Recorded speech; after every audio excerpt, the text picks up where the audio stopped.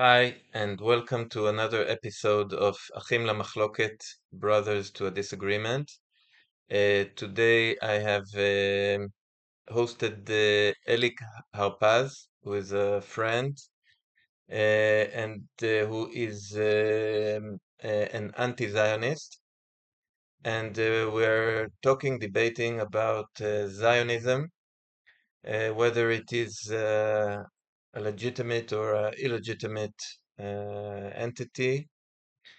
And we had it was a 3 hour conversation.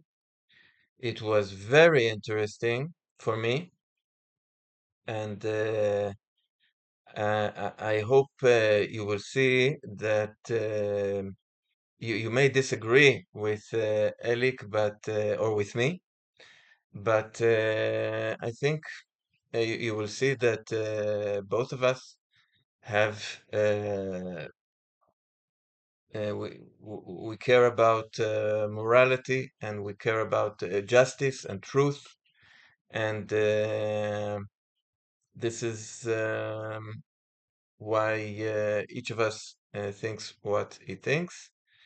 And yeah, it was a good conversation, and I invite you to watch it and to please write comments if you think I am wrong or Elik is wrong, and please try to be respectful, even though you will probably dislike many of the things you will hear.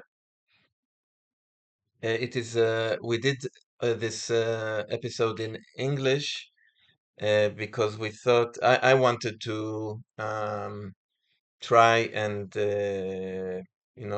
spread the word to a wider audience, and doing it in English will help me to do so. So Elik agreed to do it with me in English. And also the thing about Zionism and anti-Zionism, I guess it has it's people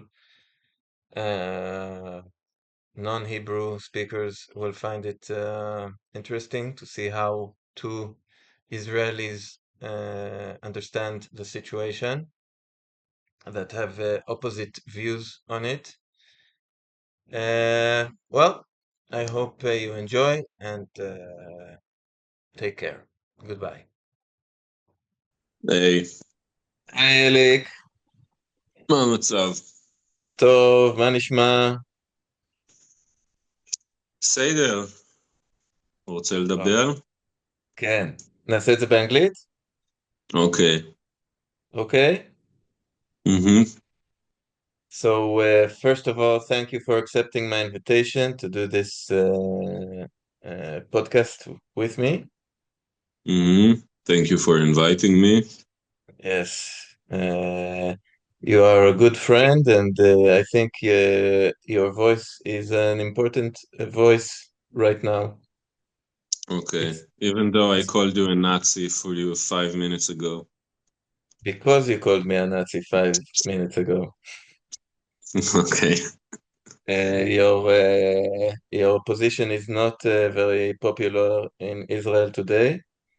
Yeah. I disagree with it, but I believe that contrary voices are important voices, are the important voices, because we can never know uh, if we are right or wrong, and we should always welcome the voices of people who think differently from us.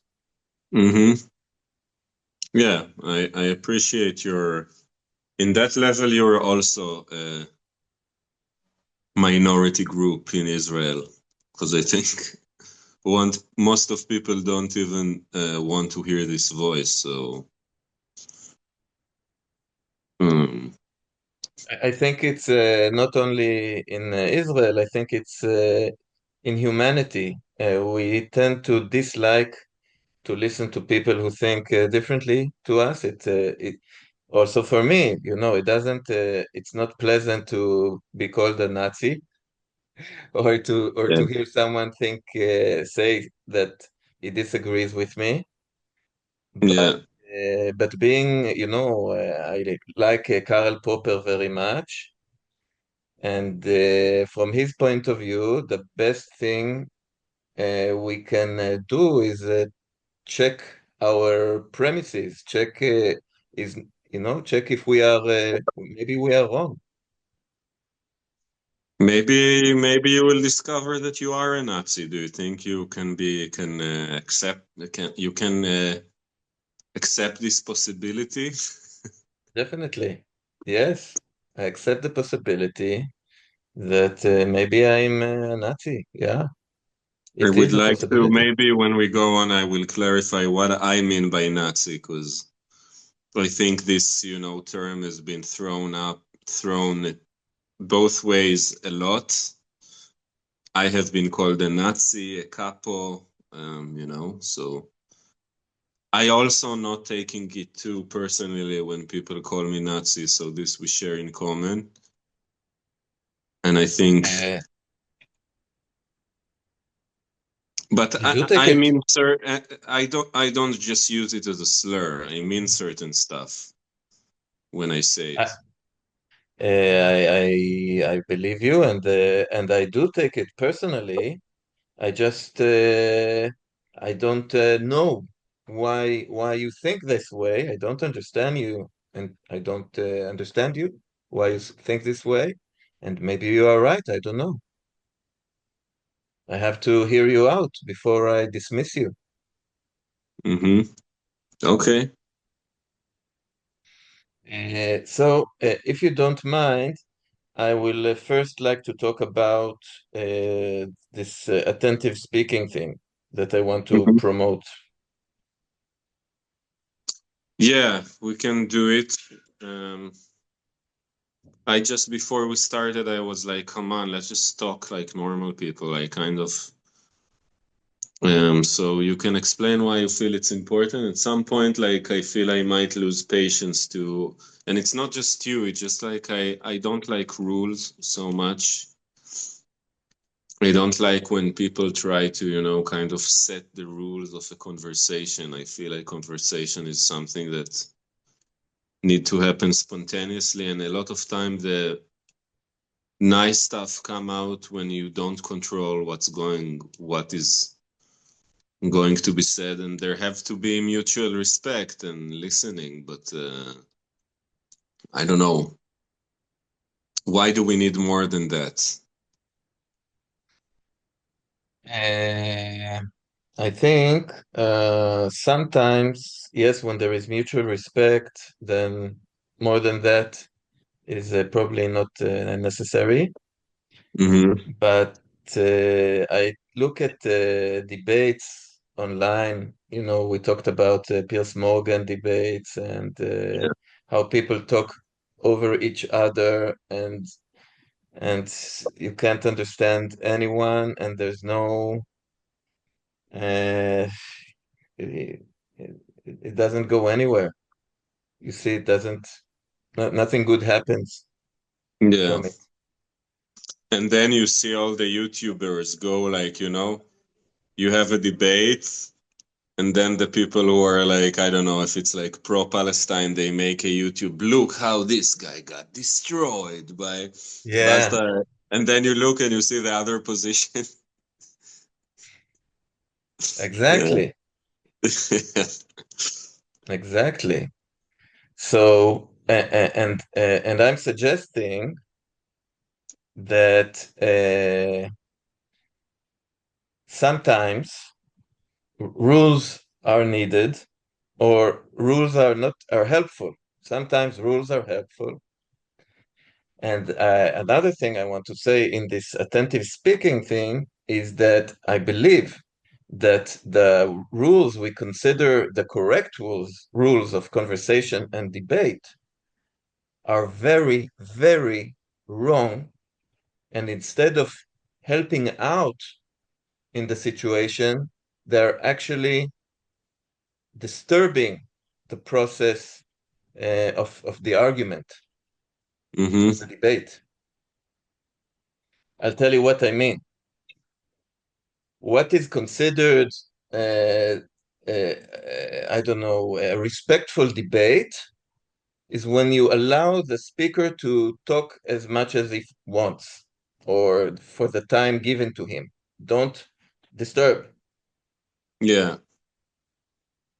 And I believe that this way of this rule of conduct of conversation is the exact opposite of what will make a good debate or conversation or argument. Yeah. Do you understand you do understand why I think that? Yeah. Like I'm not sure I agree with your like I know you are really into this concept that like the speaker should be disturbed by his listeners, and I agree that the person who speaks need to be attentive to his listeners. But I don't know. I think like there is also importance of people allowing people to get through, like, ideas are kind of units. It's like, and if you don't get through something, you cannot, like, if you too much disturb me, or I see you too much raising your hand while I speak, I feel I cannot think properly. I feel I cannot, conversation is not an easy thing. Like, we're going through many different ideas. We need to navigate, in that it will have to do with what we were speaking before, and we need to have a direction where we're going. And if there is no patience to let someone just finish his line of thought, sometimes it can, and especially when we're debating, you have an interest not to let the other person finish, because what he says irritates you, it makes you angry. So how can this thing not be used in order to, like, what I'm afraid from your method, that unconsciously you use it to make me fail in trying to go through my arguments, because we're in a position that you don't like my arguments. I'm fucking calling you a Nazi. Why would you want to let me finish? Why wouldn't you want to disturb me? Like, okay.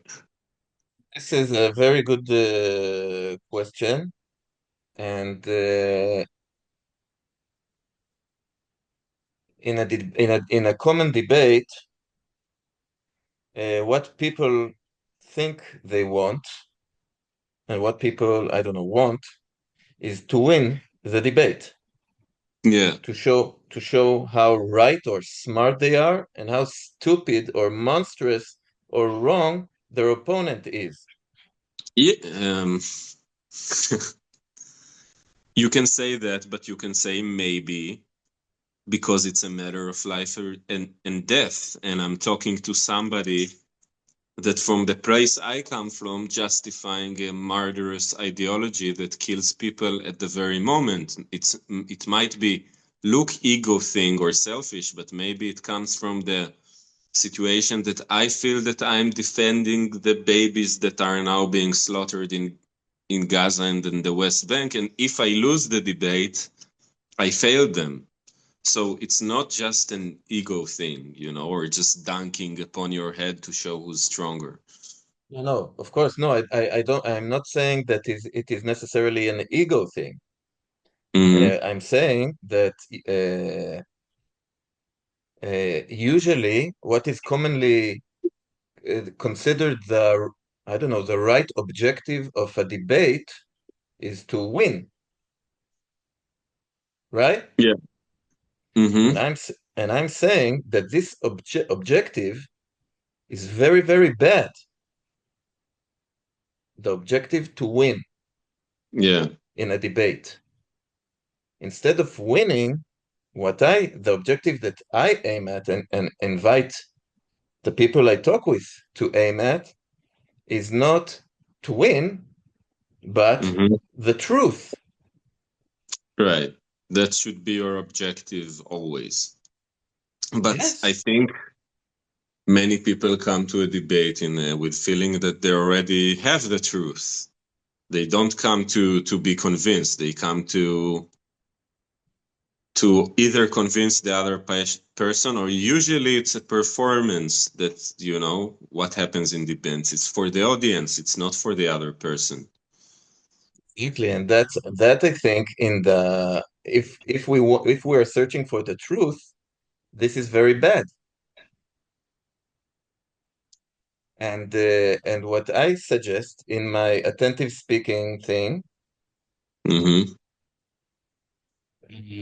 is that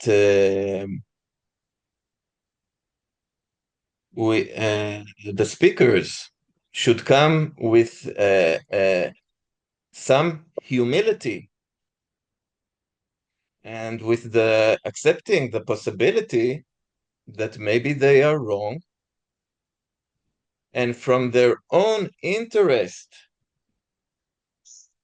what they should do Mm-hmm. is allow their opponent to examine their thinking and to look for mistakes in their thinking. It is in my interest,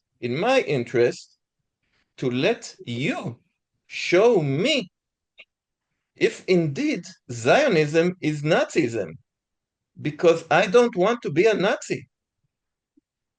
And maybe I am a I'm not Nazi saying it's unconsciously. identical. I'm not saying it's identical, but I say there's many similarities.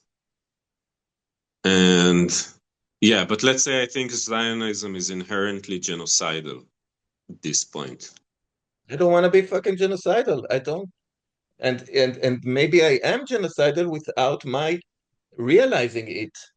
And it is in Mm-hmm. my interest to see, to look. Maybe I am genocidal.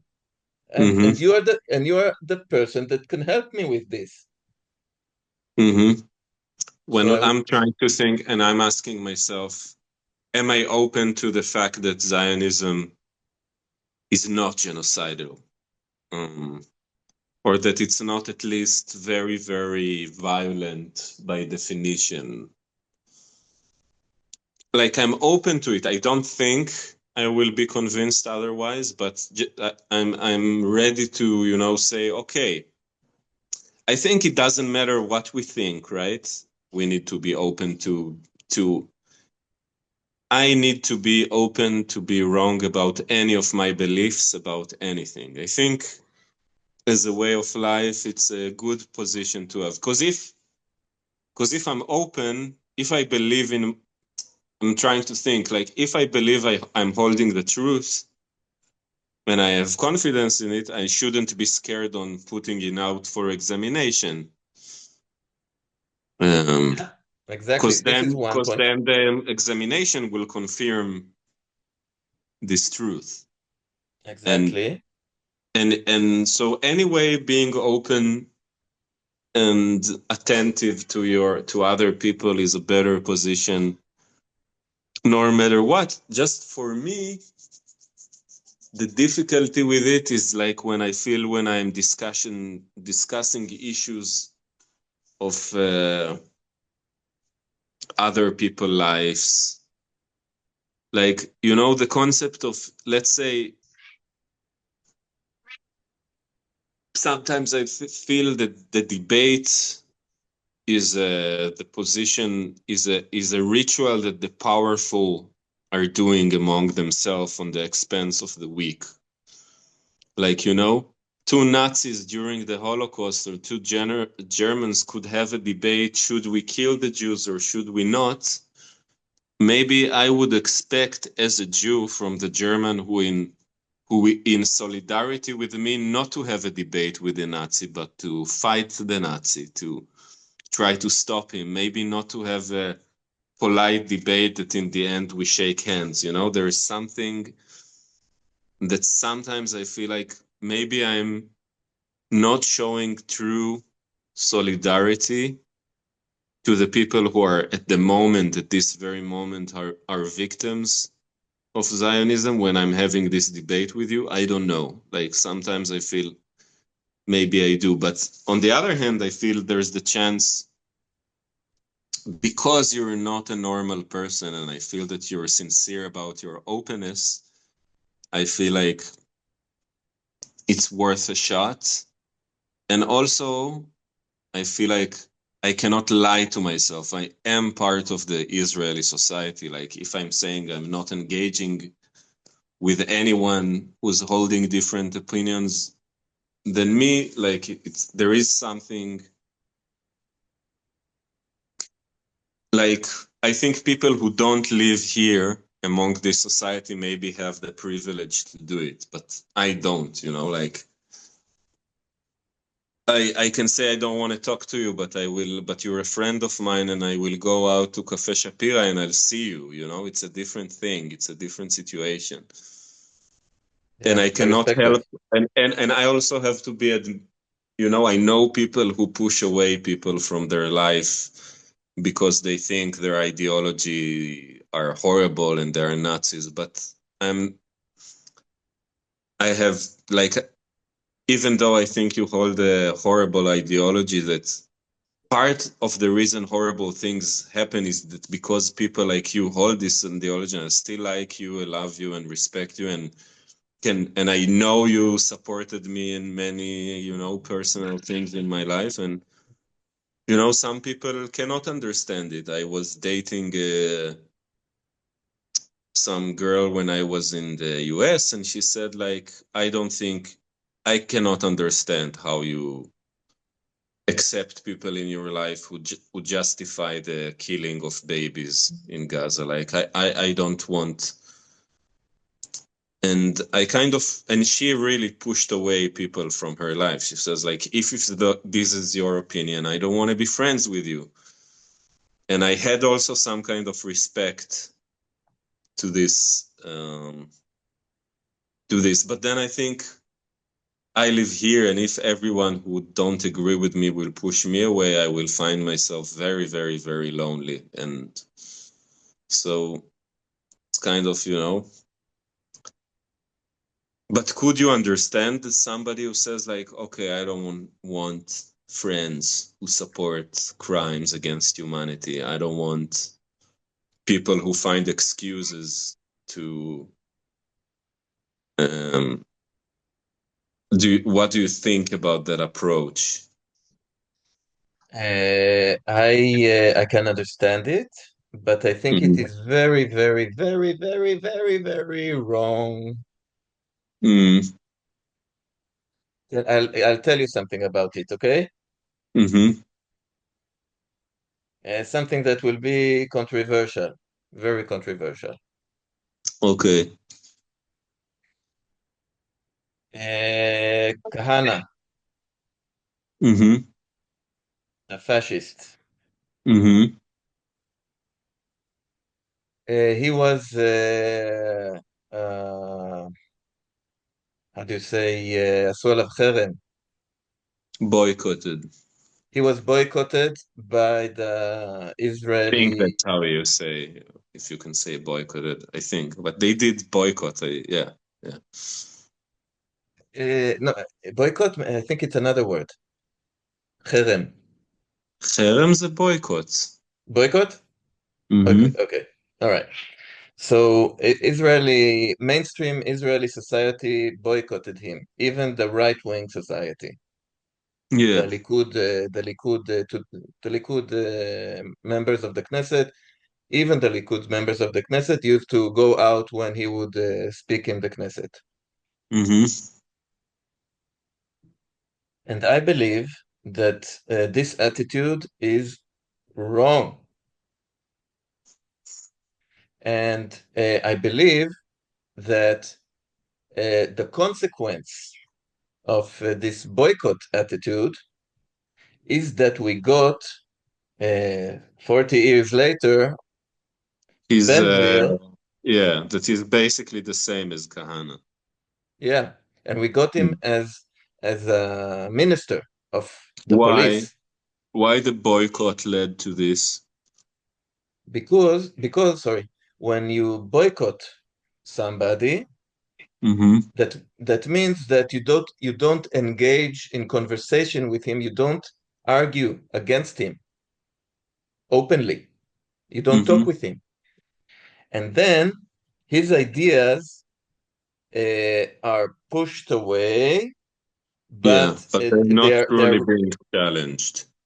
exactly, they're only suppressed, and then like a suppressed I don't know, like pizza, Would like you talk to me? Would you talk to a Hamas person? of course, Would you talk to someone who says, I think all the Jews in Israel should be burned and killed? of course. This Okay. is the No, most. okay. This is So one of the. that I appreciate that. It means you're completely all the way to this. Because I was going to push back and say it's easy for you when the people who you debate about their life are among the other tribe. But you say you would debate it also when it's about you and your own people. Somebody says, Somebody wants to kill me, thinks it is the correct thing to do.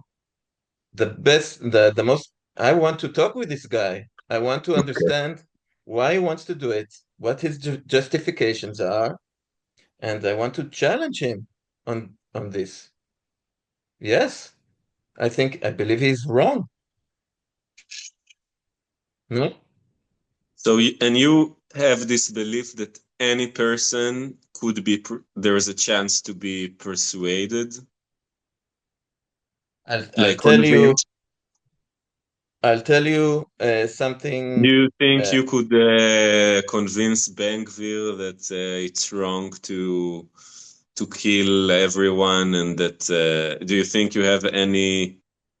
You know, I just saw a tweet by him which says like kill, destroy, revenge. You know, like someone said like Nazi in a tantrum. That's how it felt. Like just repeating horrible words. That's what his, you know. So you think this kind of person who speak like this is a rational being that you can have a conversation with? Like you have every a human being. you believe in every person sense of rationality. Yes, I'm not. I don't think it's about rationality so much. So what is it? I think it's about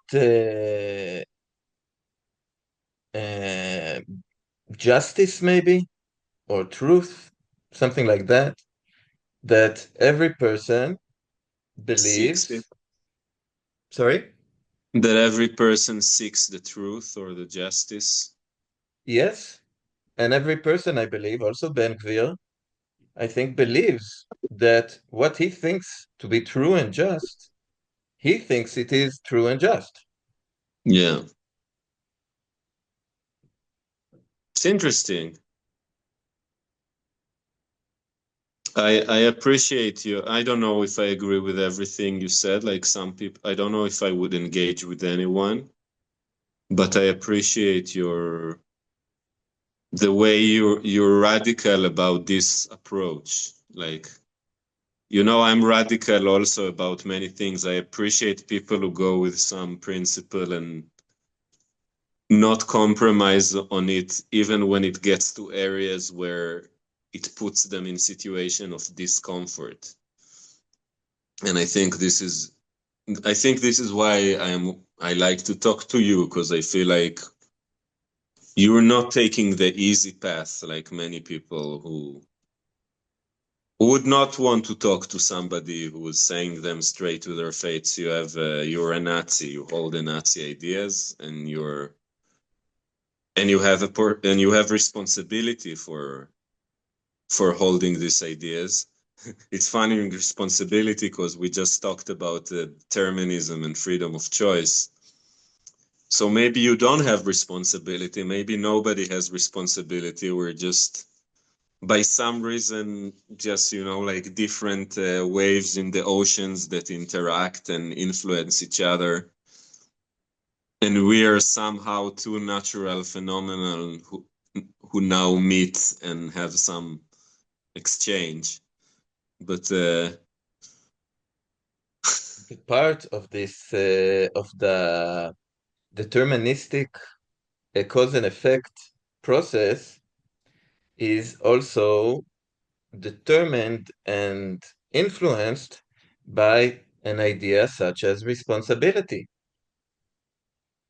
yeah, The, the idea of responsibility, or that I hold this position of responsibility, affects the way I engage with the world, the way I act. yeah. So and you think like even if it's a different discussion, but maybe you should tell your audience that your last sessions, it was in Hebrew, but it was this concept, question of free will versus determinism. And like, I Yeah. think, and when we deal with, I don't know, a notion that I say Zionism is inherently immoral because it's inherently means you need to act violently against innocent people.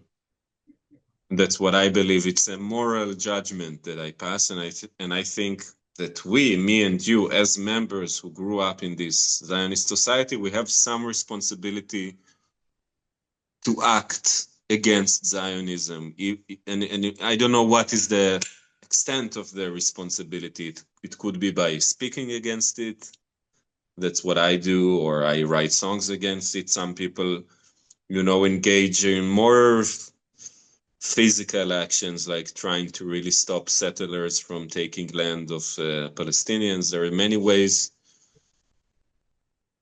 Um, but I do think we have, as members of this society, and I don't know why history put us in that situation, that we bear more responsibility than other people. And that's what put me in that's why I'm so frustrated, because I feel we have more responsibility than most of people in the world, and it feels the population that most like deny the responsibility about the situation are the Israeli Jews. And it's really painful for me to see it. And I think it's a result of like a lot of historical factors and traumas and mm, I want to say the Zoom will end in about 10 minutes, and we can continue afterwards if you would like. I would be happy to. okay. And I would and I would like to say something important in in this taking action Mm-hmm. and taking responsibility. After the 7th of October, it crossed my mind to go back to military service, because Mm-hmm. I was in the reserve and I finished my uh, um, reserve מחויבות in English, Commitment. commitment a few years ago. And but I said no, I cannot go into this war because I felt I cannot trust what's going on. I cannot trust Mm-hmm. the military. I don't know. I don't trust the government. I don't trust the Yeah. military. And that's what I felt. Yeah. Mm-hmm. I don't I don't know if I'm right or wrong, but that's what I felt. And I thought, I'm happy you how felt can I this do way. some, sorry? So I'm happy you felt this way and you Yeah, didn't go. yeah. But I said, I felt I had to do something. I Mm-hmm. had to do something meaningful, Yeah. relative to my point of view. And what I did after listening to a conversation but we had with you and Batel about מפלגת המחשבות, the podcast. Mm-hmm. I told myself what the best thing I can do right now To learn. is listen to this podcast, מפלגת המחשבות, which talks about the philosophical, the ideologies and ideas behind the politics in Israel. Yeah. Big And genocide supporters for your listeners to know, but I don't agree, but okay, maybe. But what I see as the important, the best thing that we can do right now, mm-hmm. the most effective thing that we can do right now is to talk with people we disagree with. Mm. And that's And why you wanted to talk to me. yes, and this is Mm-hmm. why I do this podcast. I think this podcast is the best thing I can do to help out with the problems that we have in Israeli society and in the world. Yeah, because most of the stuff that we see around, so you never bring people you agree with to your podcast? Well, what will we talk about? I don't know. What if people I agree with? I don't have anything to talk about. I don't know. I have a podcast with a friend that we're both anti-Zionists, and I feel we're developing our thoughts together. It's not just because we don't just repeat what it's still like we are kind of helping each other to understand the reality. And there are disagreements between us, but there's also a lot of agreements. Like, but anyway, I appreciate you doing that because it's very rare, right? We don't see it in the landscape so much. I'll tell you We something we about used to that. see either debates where people try to eat each other heads, or we see people who interview and talk to people they agree with. Like this is what I usually see. So I think anyway you're doing something unique in that sense. There is, Tai Chi, philosophy, yin and yang. Mm-hmm. So, in a sense, I believe that uh, through opposition, a, a dynamics of opposition of two opposite forces, but I don't know, done in a respectful, calm, pleasant way, we get closer to the truth. All right. So I feel like we did a half of the discussion is about like more methodological, which is it brought up a lot of like important stuff. But do you want maybe if it ends in 10 minutes, maybe we We or have 5? 4 more minutes. We can start the second part and continue later, whatever you choose. I feel we just kind of got to a point where we can go to the like we can start talking about what we did this conversation for, but it will have to, and but maybe it ends anyway, so maybe we will start. Yeah, What? we can start now. Why not? כי זה עוד שנייה יפסיק, אבל alright. Okay, we have almost 4 minutes. Okay. So how do you want to do this? However you prefer. We can say we recorded already 1 hour of this. That I asked you about your Zionism. So like Socratic thing, right? That I kind of and we did one session about it. I don't know. What do you think? Like, do you want to go for it again, or do you want to just have a conversation? Whatever you prefer. I can ask you questions, you can ask me questions, or we can just talk about it freely, whatever feels best for you. Um,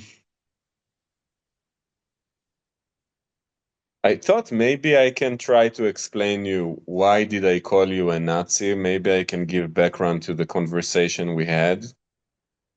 And I think it's a pathway to the whole subject, right? Because it says, and I can explain why do I think Zionism is not is similar to Nazism in many ways. It's also different. Obviously, it's not the same thing, but I feel it belongs to the same family of ideologies. I can explain why I think that and why I feel that it cannot be in alignment with belief in universal rights, in equality, in freedom, without if you don't, if you, yeah, in the thing that we usually call like, human rights. I don't know. I'm also becoming more into like veganism, so I think like we should expand the notion of human rights to animals as well. But the thing is that go it cannot go hand in hand with our common morality. It's inherently immoral. So you can ask Yeah. me about that, and I can explain you why I think that, and you can push back against that. Okay. We could do that. We have about 1 more minute. So I maybe think we I'll will make wait. myself another coffee, even though it's late for coffee, but I feel I need to wake up a bit. Hmm. And yeah, and let's go for it again, and we will do another, and let's see how it works. Amazing. So I'll meet you in 10 minutes. Okay. Okay. Thank Bye, you. Roland. תודה, Bye. Roland. תודה, אליק.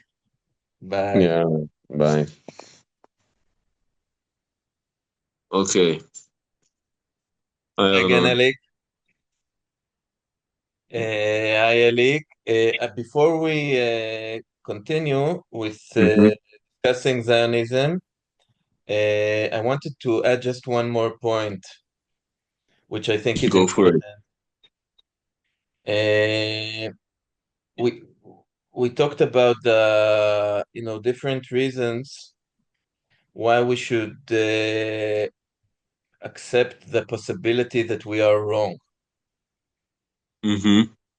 There is another important reason why I think this is important, Mm-hmm. and that is I believe that one of the greatest causes of unjust violence in the history of humanity Mm-hmm.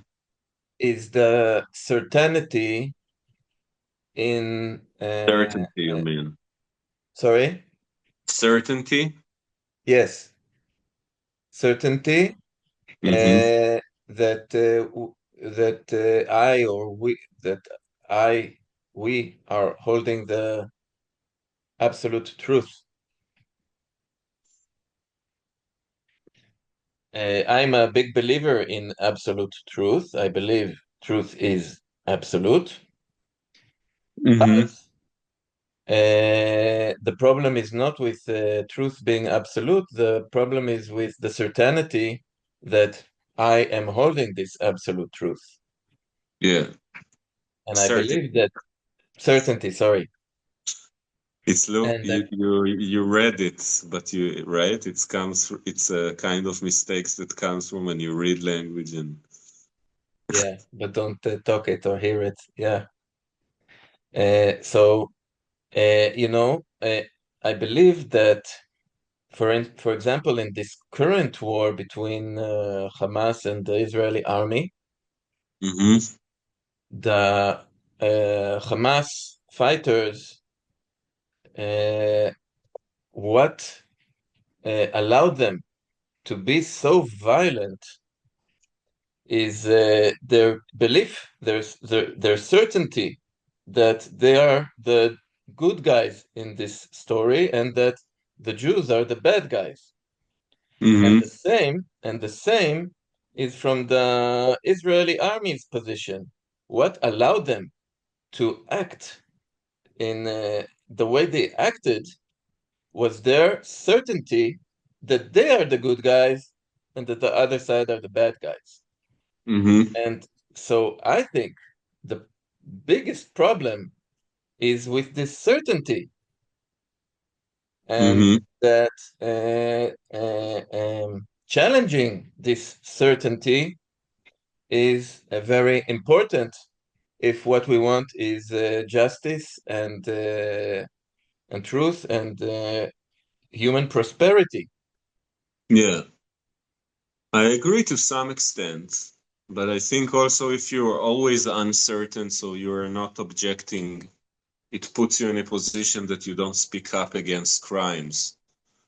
And I know many people among the Israeli society, when you talk to them, they're like, I don't know, that's complicated. I don't know. That's so complicated. I don't want to think about it because it's, they use the uncertainty and morality. We need to face it has some aspect that is binary. Like you cannot both kill somebody and not kill him at the same time. It's either you kill him and it's either you don't. And it's either morally justified or it's not. Like that's how I view morality. And because of that, I feel if you're always in this place of uncertainty, you don't raise your voice, you don't protest, you don't say clear stuff. And I feel that I saw it happening to many of my friends, and I felt that this is what allows them not to take the moral responsibility that people that are members of a society who's committing crimes should feel and act. So on this point, I want to say another controversial thing, Mm-hmm. and that is I am against blaming and moral righteousness in the sense of you are morally wrong and you are or the blaming. Instead, I'm kind of against, not entirely, but I'm kind of against demonstrations that Mm-hmm. have that have that kind of message. In Yeah. Israel, you have all this. You are against Bibi. You Yeah. are the I head. You are, yeah, and all that. I think it is bad. I think it is wrong. I think it is bad in the sense that it goes against uh, what the demonstrators want. Uh, we shouldn't blame each other. We should argue against each other. To argue Yeah, but against and to blame, morality. Mm-hmm. continue. Right. No, I'm saying morality at the end, by the end of the day, morality is about right or wrong. Like if you don't believe there's right, and if you say there is right or wrong, and it's about human action. So it means it's about people who are doing either right or wrong stuff. And so you cannot avoid, I wrote a lot of stuff against what's going on in Gaza. Not enough. I blame myself about not doing enough. But I got this, why are you blaming all the time? Why are you judgeful? And I was like, at some point I was like, yeah, I'm blaming. I'm saying you guys have a moral responsibility and you don't act about stuff because people who are because you're supporting it by your silence, and I'm doing what all of us have been taught all our life, right? Where every person in Israel, not even single one, not grew up upon this notion that people didn't speak up against the Nazi atrocity, and it's a big factor of what made it possible. We all know the song, right? First they came from the Jews, but then I didn't care because I once wasn't a Jew, and then they came for the communist. Like, there's not a single Israeli who didn't learn this song at school, and I took it, and I always had this, what will happen when such a big atrocity will happen in my time? Would I be the people who will speak up against it? And and I was like, come on, guys, we're all being educated upon this thing, and suddenly people give you million shades of excuses. It's complicated, it's uncertain. Um, I don't know. What will it matter? I met Yuval Noah Harari on the street, and he gave me and I had a friend with me who was more brave, who went to him and said, Yuval Noah Harari, you are not speaking up against what's going on. Why? And Yuval Noah Harari said, I don't know what difference would it make. Why is it so matter to speak up? And a few days after, he wrote an article, and I believe this conversation. Not that what he said in the article was satisfying to me, but it was something. He said it has to stop. And I think this friend of mine who is very courageous put the finger and blamed him, and it moved something, because I think the article that he wrote had a lot to do with this encounter. So I think sometimes you need to put moral responsibility. Sometimes you need to blame. Nobody wants to be this guy who blame other people. It's not fun. When you do it, everybody hates you. But sometimes somebody got to do it. I think that it is counterproductive. Mm-hmm. What's I think A, counterproductive about it? I think A, it's counterproductive. B, Mhm. it is unjust in a sense. It is usually unjust. What? For Let's play it down, and I'm seriously meaning it. You, Arnon, I think you didn't step up to your moral responsibility.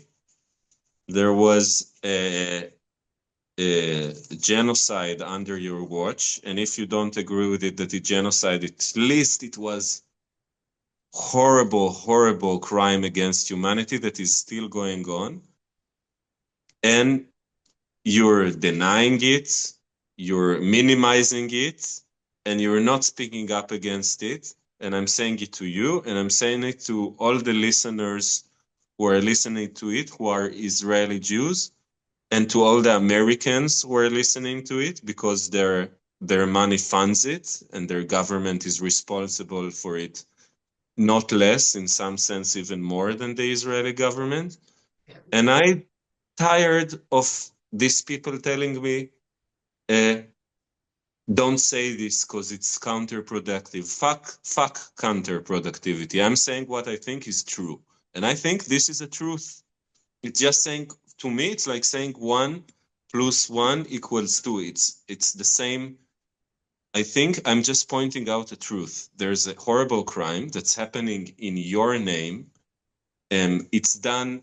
People who are doing it are your friends and family and all around you.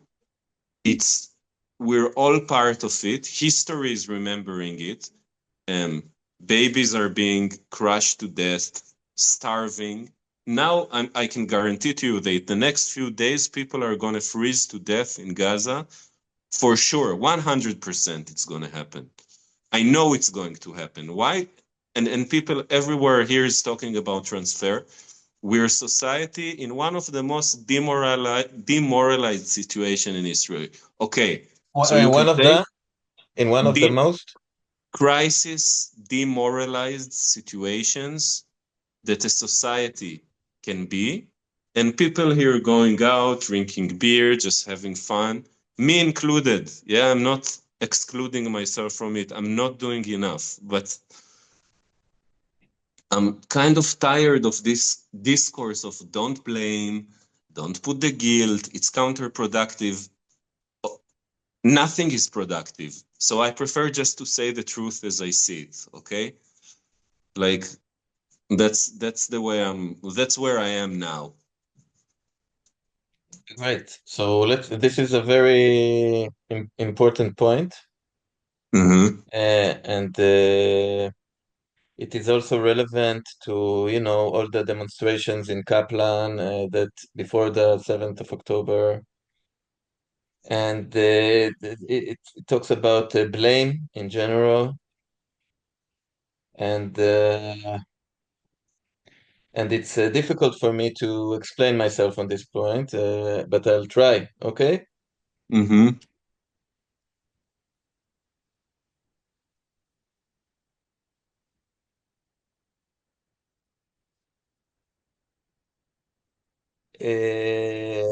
What we are experiencing today is when has to do with all the polarization in the world,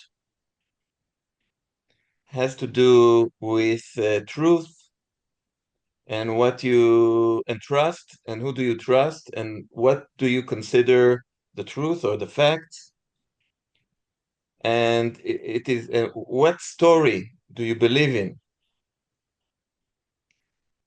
and this has a lot to do with which group do you belong to, and there are many things that are influencing what we believe is the truth, which story we believe in. There is a psychological cognitive dissonance that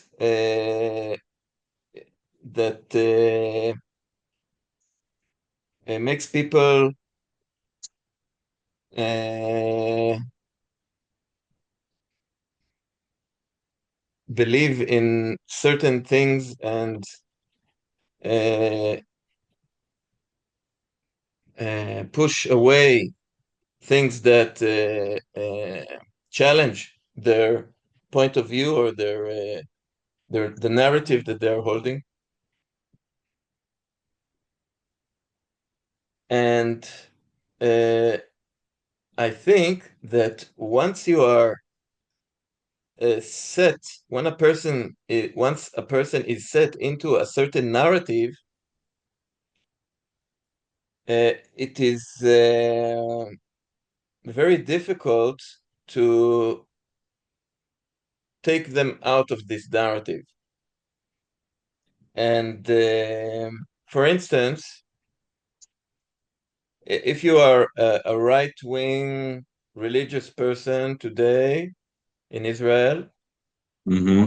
and you are looking at someone that like yourself, or the demonstrations in Kaplan, or what used to be in Kaplan, today it's in the hostages square and Begin, uh, you automatically tell yourself, you automatically believe, you're not even listening to the reasoning behind what is being said. You're saying these guys are stupid people that will ruin our country, that will make that will cause Israel to fall down. I don't know. You know, this is your automatic reaction. Yeah. So in a sense, when the demonstrators shout all these it does nothing to really challenge any person that thinks otherwise. It does nothing to challenge their position. On the contrary, it just makes them want to go more against. It just strengthens the what they think is right, and I think that the best thing one can do is argue with the person, is meet the guy, the right-wing religious guy, and argue with him respectfully, that he will see that you are not a monster, that you are not, I don't know what, that you're not stupid, and that you have good reasons for thinking the way you do. Like, I'm talking with you, I see, and I want to show my friends, that you're not stupid and that you're not immoral, you're not a monster. You have good reasons to think the way you do.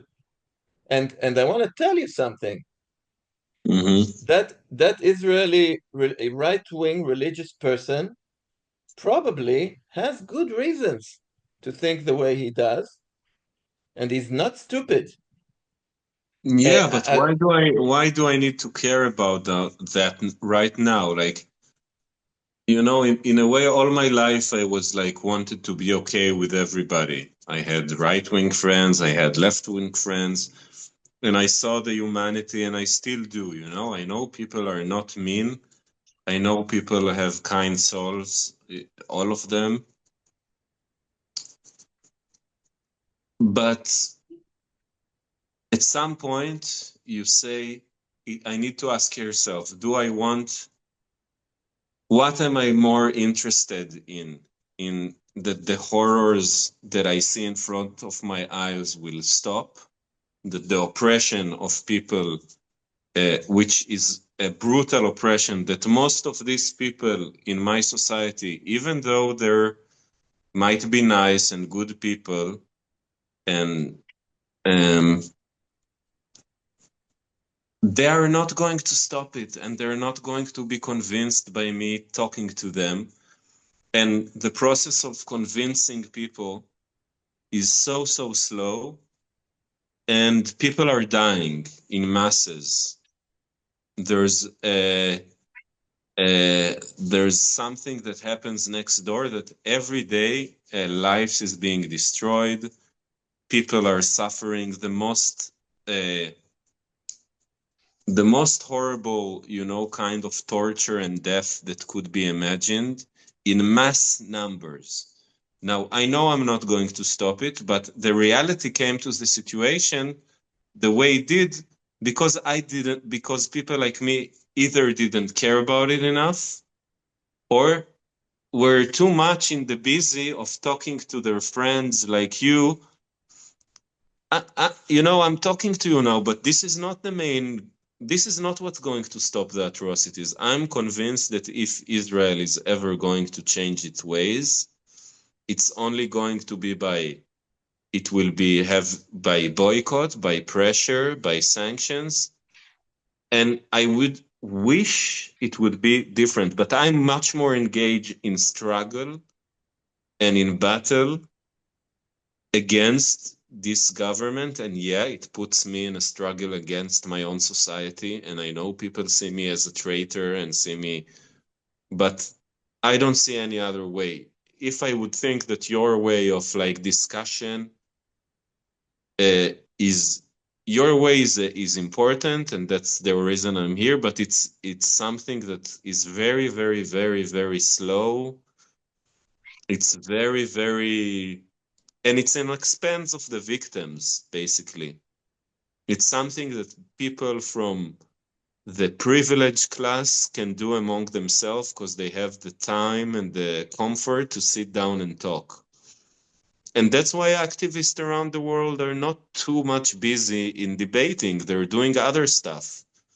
And it's a new for me to be more on the activist side. But at some point you ask yourself, do I want to have a nice cup of tea with my Zionist friend, or do I want to struggle against him to stop the massacre and against babies? That's the question I ask myself. Um, I don't know. Did you understand what I mean?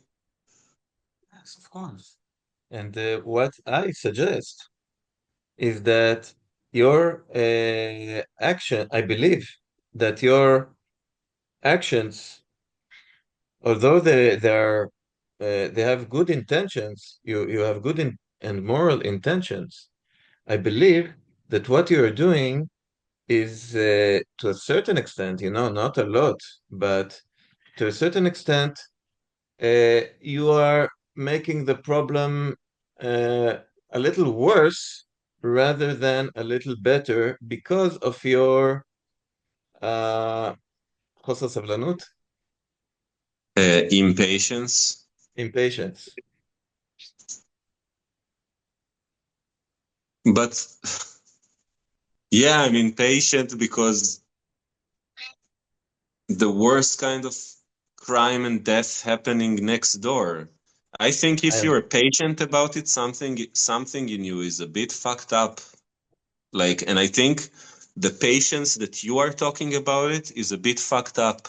And I think the patience that people have here in the street, and you know, I felt bad last time that we talked about it when that I was angry. I don't know, maybe anger is the correct response. Maybe it means I'm healthy. You know, when I see people in my society, you know, what is it to live in this year and a half when I every day I pick up my phone, I see people, children burned to death in refugees tent, picture of children doing surgery without anesthesia, people buried under, and people just like, yeah, I don't want to hear about it. I don't want to talk about it. It's Hamas. It's Hamas. Human shields, you know, all the people who say they don't check. And if it was true, and if they are human shields, that justifying, and you know, and they say it, we need to destroy Hamas. Here, you did it for so long, Hamas is still there. It didn't even work. It didn't even work. All the death that of people that justified, and nobody here come and say, "Hey guys, we did this horrible, horrible Holocaust, and it didn't even fucking work." And nobody here is you know looking in the mirror and asking, "What the fuck is wrong with us?" And people all around the world asking, "What's wrong with the Israelis? What is so fucked up?" Yeah, what do you want to say? I want to say that I think uh, the Israeli army was ineffective towards Hamas the same way you are ineffective relative to the Israeli army, say. Okay. What I mean is, what I think would be the most effective thing to do with the Hamas, the most effective, Mm-hmm. is to talk with them, is to argue with them. This will be to change their mind, to show them that what they're doing is unnecessary and unjust. And this will be the most effective way to deal with them. Instead, the army believe, no, we don't have time. We don't, I don't know, we're going to kick their ass. And did it help against, you know, Mm-hmm. not really, not enough. So I believe talking is more effective than doing.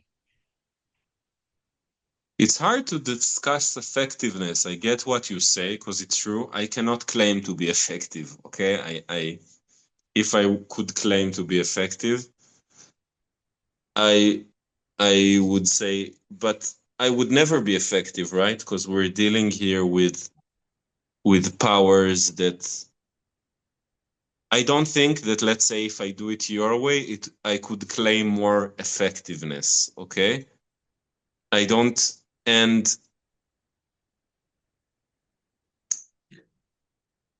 Can I say something? okay, I want to talk to you about Tai Chi as a martial art. yeah. I'm not The sure I'm with you about these analogies all the time with Tai Chi and all this kind of stuff. Like sometimes I feel like you and all these psychological new age people, you bring stuff from different worlds. Um, and it's true in some field of action, maybe when we practicing, but you kind of extend it to everything. And it's like I don't know. I don't know if it works in politics that way. Like, say what you want. Sorry, I cut you. You didn't. I didn't even listen to what you wanted to say. no, it's important that you said I that, just I'm and reacting because I'm remembering other conversation we had before that I was like, please check me now when I tell you what I will tell you. Please check me if I'm doing this thing that you are against. Okay. Okay. Mm-hmm. So what I want to say about Tai Chi as a martial art, Tai Chi is a martial art. The tactics it uses or the strategy it uses is it doesn't try to um neutralize the opponent. It's not about neutralizing the opponent. What the Tai Chi practitioner learns how to do, which Mm-hmm. takes more skill, is to neutralize the harmful intent of the opponent. What do we learn to do in Tai Chi? We learn to, when someone comes to hit us, we learn to connect with them. They come and we connect, and then we uh, we learn how to pacify them. We keep ourselves safe. We Mm-hmm. also keep them safe. We don't try to hurt them. We connect with them, and we show them that we are skillful, that we can stop them, and that we don't want to hurt them, and that the we the best thing we can do is talk about it. We pacify, stop them, and in a pleasantly. We don't want to hurt them. We don't want to give them pain, and we calm them down. And oh my God, we're going to finish in 10 more minutes. This conversation is so nice. Okay. And we pacify them until they calm down, and then we can talk about it, Mm-hmm. whatever it is. And uh, it is a better strategy than neutralizing the opponent himself. Say I neutralize him, either kill him or show him I'm stronger. And if I kill him, his friends will want to kill me. So I haven't neutralized the problem. I haven't solved the problem. I made it maybe worse. And if I put him on the ground and humiliate him, then I turn my back and he will try to punch me again. So Mm-hmm. the best thing we can do is neutralize the harmful intention. And you said it in relation to what? I don't remember. I said I it don't in know. the in Yeah, this. you said that my way of like anger and blame and is ineffective. Exactly. Um, and I'm in a point that I'm saying maybe, but I don't feel that, first of all, being nice and polite is appropriate about this subject. There's something dishonest and immoral about talking about staying always polite and well-tempered when you speak about murderous crimes. And I don't agree with you. I feel that when I'm letting my anger and letting my emotional response, which is honest to the atrocities, take place, I I don't know. I think I felt I changed more minds of people than when I was like, playing this game of I don't know, whatever. And I'm just tired. I'm tired of all my life. I just finished this and you Yeah. can say what you want. All my life, I'm always try to engage politely with the people. And I just, you know, everything is ineffective. And I don't know, I cannot just say, fuck it, I don't care about, because if I care about my goal, I need to be engaged with the question of what effective and what not effective. Because if I just say, fuck it, it's all about me expressing myself, it's also selfish. But I don't know. I don't know what to tell you. Um, yeah, what do you want to say? So I'm not saying it is exactly that, but I think this is a little bit the state of mind that an Israeli soldier had, the Israeli jet fighter had when he pushed the button. And this is something, it's an expression of anger. And this is the Yeah, but I'm state of not mind. killing children, Arnon. Like this parallel is like there's you cannot just say, okay, the attitude is what determines. Like there's also you judge the action itself. Like what I'm not going and killing people. I'm protesting against people who are killing people. It's totally different things. Uh, Like and I don't think that the pilot that is going and pressing the button is motivated in any shape, way, or form from the same emotions and attitude that I'm acting from. No, I don't think it comes from the same place. I what think place do you think it came from?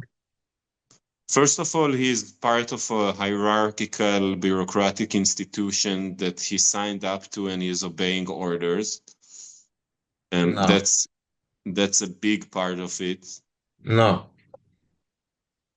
Um, All the yeah, you soldiers, don't think it has to do with the fact that he's part of organization that's based on giving commands?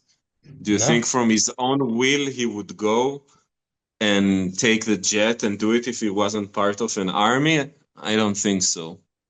I think Like, of all course, he the has the ideology that justifies it, but it's not only um, the ideology, it's the atrocities that Hamas did on the 7th of October.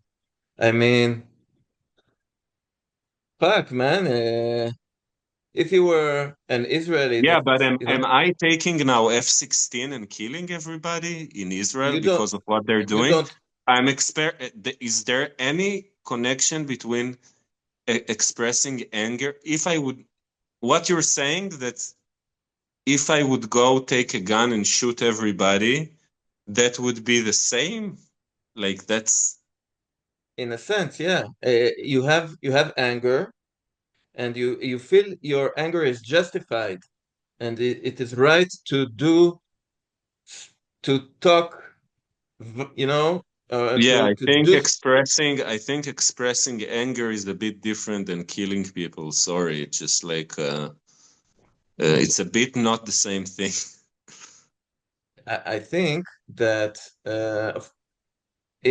these are two different ways of expressing And you anger. know, and I don't know, I don't know the soldiers if they're motivated from anger. I have no idea. I don't think that anger is the only factor, and I don't think acting upon from anger is necessarily a negative thing or is the source of the problem No, or I'm not. whatever, or feeling that you're acting from.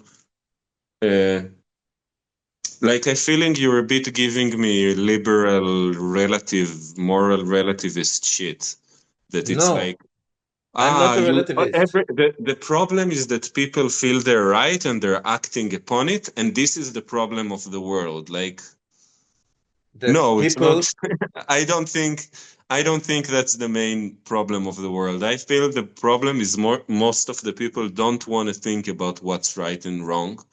They don't want to use their own conscience, and they're just accepting what the society tell them right and wrong is. I think that is this idea that people are not how do you call it, critical.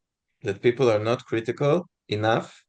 I think this has to do with something. We're going to end in 2 minutes. Would you like to meet another to continue the conversation? I would love to. What to do? Okay, but then that's it because I'm Okay, of course, already of course, okay. of course. Settle. But okay, so I'll just end, and we'll have another run. Popper talked about in one of his books about um, the belief, the modernist belief that truth is what is the word? That you can, it is, everyone can see the truth. Like truth is manifest. You know what I mean? Um, kind of. That if you don't see the truth, if you don't see that bombing Gaza is wrong, that you don't see that it is obviously wrong, then either you're not critical enough, or there is some mist on your eyes, and he said that this is a myth, that truth is manifest. Truth is not manifest. And when and you think someone is uncritical, he thinks this about you, or about, we can always, this is the judging, instead of thinking that from his point of view, he thinks he's justified in what he is doing. He probably has some good reasons. I think he's wrong, but he probably has some good reasons to think the way he does, as I think you have good reasons to think the way you Yeah, do, you say thinking he's that I'm a not a Nazi. mindless. He's not a mindless, heartless machine. He has his opinion. Yeah, in that extent, I know that, but I still feel. Hey, Hey, Elik, hey, how are you? good, thank you. I put here a coffee. I wait for it, but we can start, and it doesn't bother you. No, no, it doesn't bother me. So you were cut off. Can you? Yeah, we had a discussion that it's a whole discussion. I don't know if but you said like that this concept that people are just being um, pawns in a machine, or being brainwashed to the level that they do something, like the pilots who go and bomb Gaza, for example. It's not that they're just not seeing the truth, and if they would be seeing the truth, it's just that they see other truth and they have their own justification, just like I act the way I act. And I said, maybe, like, I'm not saying that these people are necessarily only like robots or something, but I also don't think you can treat a soldier that's going through military training and is part of a huge bureaucracy of the state is completely just someone who is acting upon his own values like a normal person, like I'm acting when I'm going to demonstration. I think there is some difference there.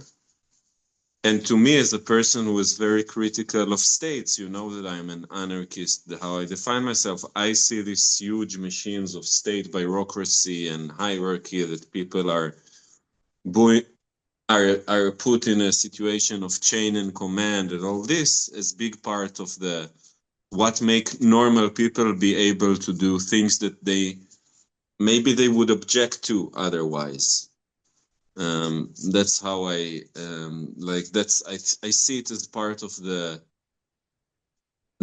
question that I keep asking myself: how come good people who would never think to um, take a gun and shoot their neighbor will kill people in other side in the world, not just in Israel, everywhere, and do a crime and kill people in masses and do crimes that are much bigger in scale, but then will go back to their normal life and behave normally and still wouldn't think to go and they will behave according to normal people values of, like, respecting their neighbor and whatsoever. Like, this is the question that I keep asking myself. And yeah, so I don't think it's completely a parallel situation between me and a soldier. That's what I said and it wanted to say, and it was cut in the end. So So you understand. I think that in general, the cognitive mechanism is, I believe, similar, which is the belief that I know the truth and I know what the real justice is, and so it is okay for me to act in sometimes in horrible ways. It doesn't necessarily mean you are not. I know you are not going to act in horrible ways. I know that you're not going to act in horrible ways. But don't the know inner. that. Sorry, I'm telling you, don't know that. Why do you know that? I know that because I know Maybe you. I I will. know Maybe anyone.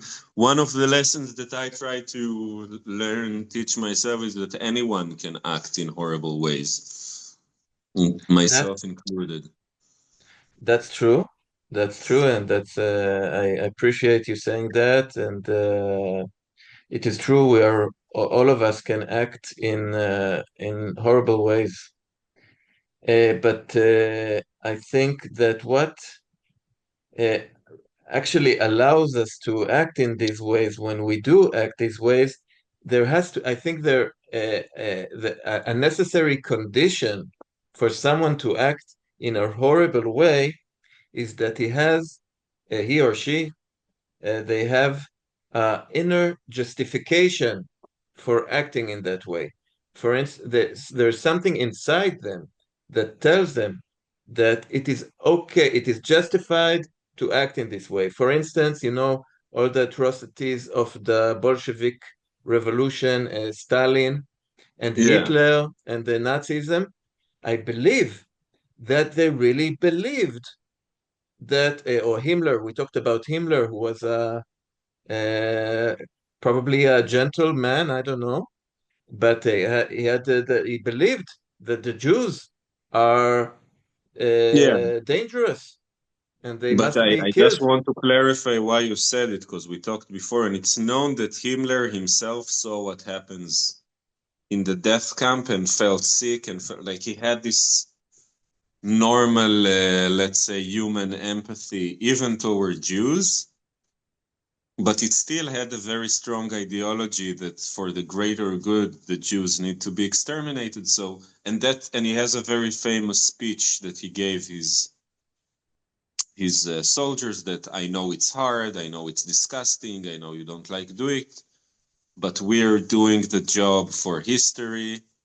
The humanity will thank us that we got rid of this parasitic race that's gonna suck the soul of humanity.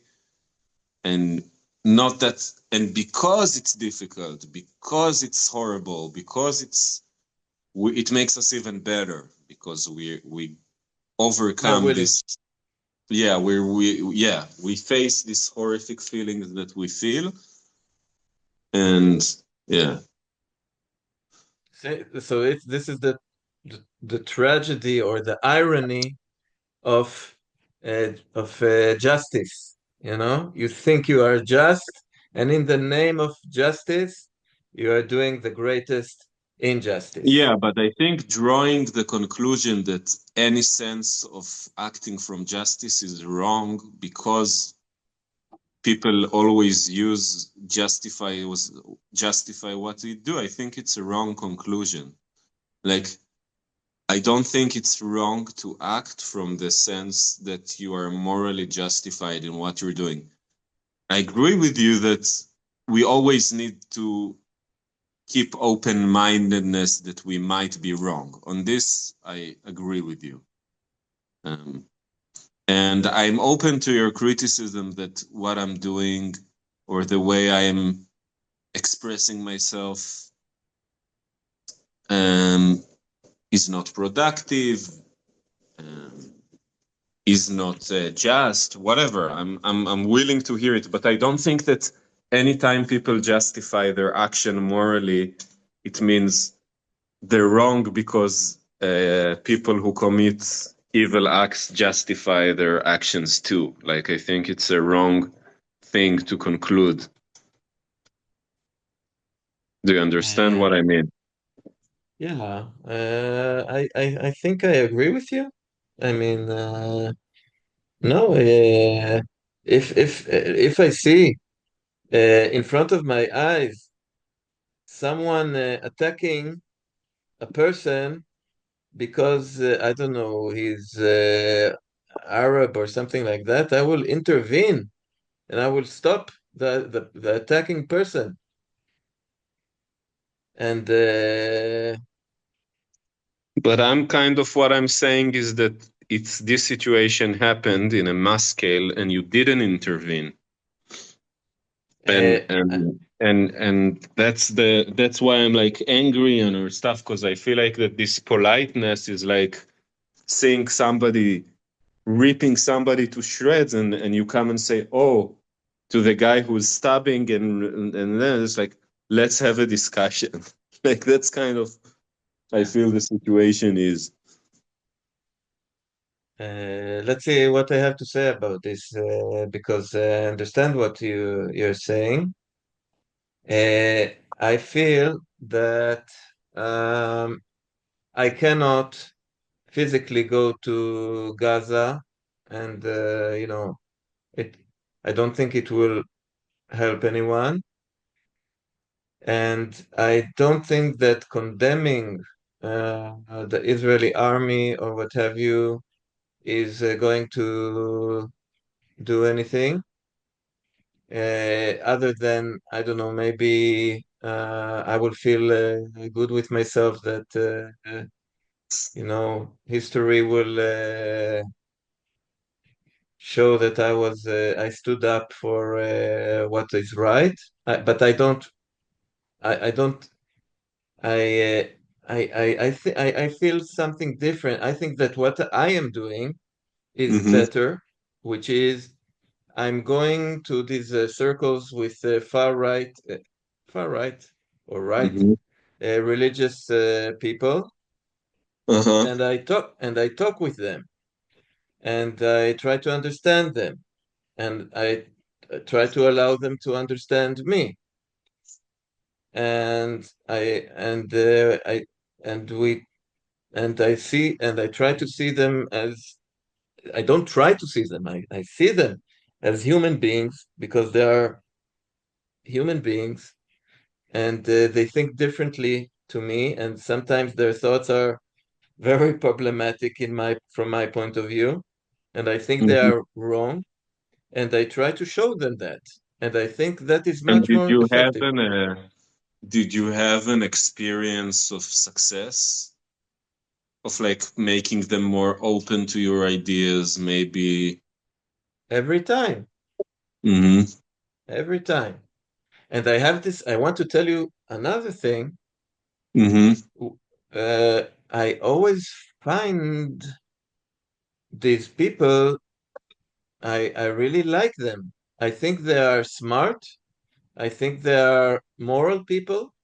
I think Hmm. I went there thinking, religious people are dogmatic and have a closed mind, and they are much more open than I imagined, and uh, they're lovely people, really lovely people with very problematic ideas in their head, but Yeah. they're good people, not monsters, and really no, not monsters.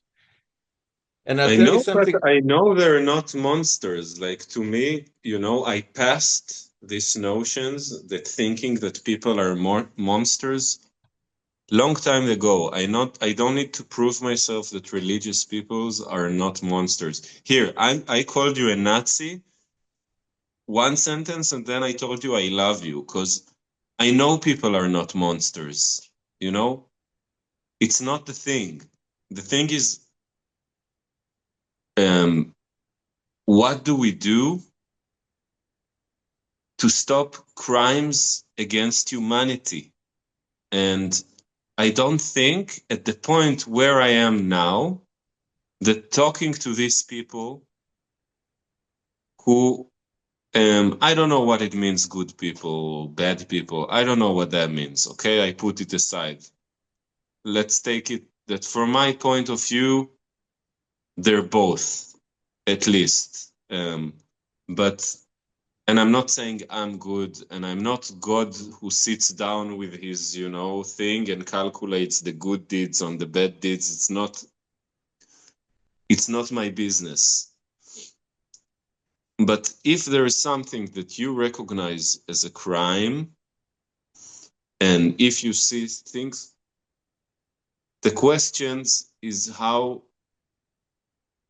you what can you do that is best to stop it? And I, with my situation, and let's bring it now to Zionism and all this stuff, because we wanted to discuss it and we didn't even get to it. And I already see how this conversation is going to end before we even are going to get to it.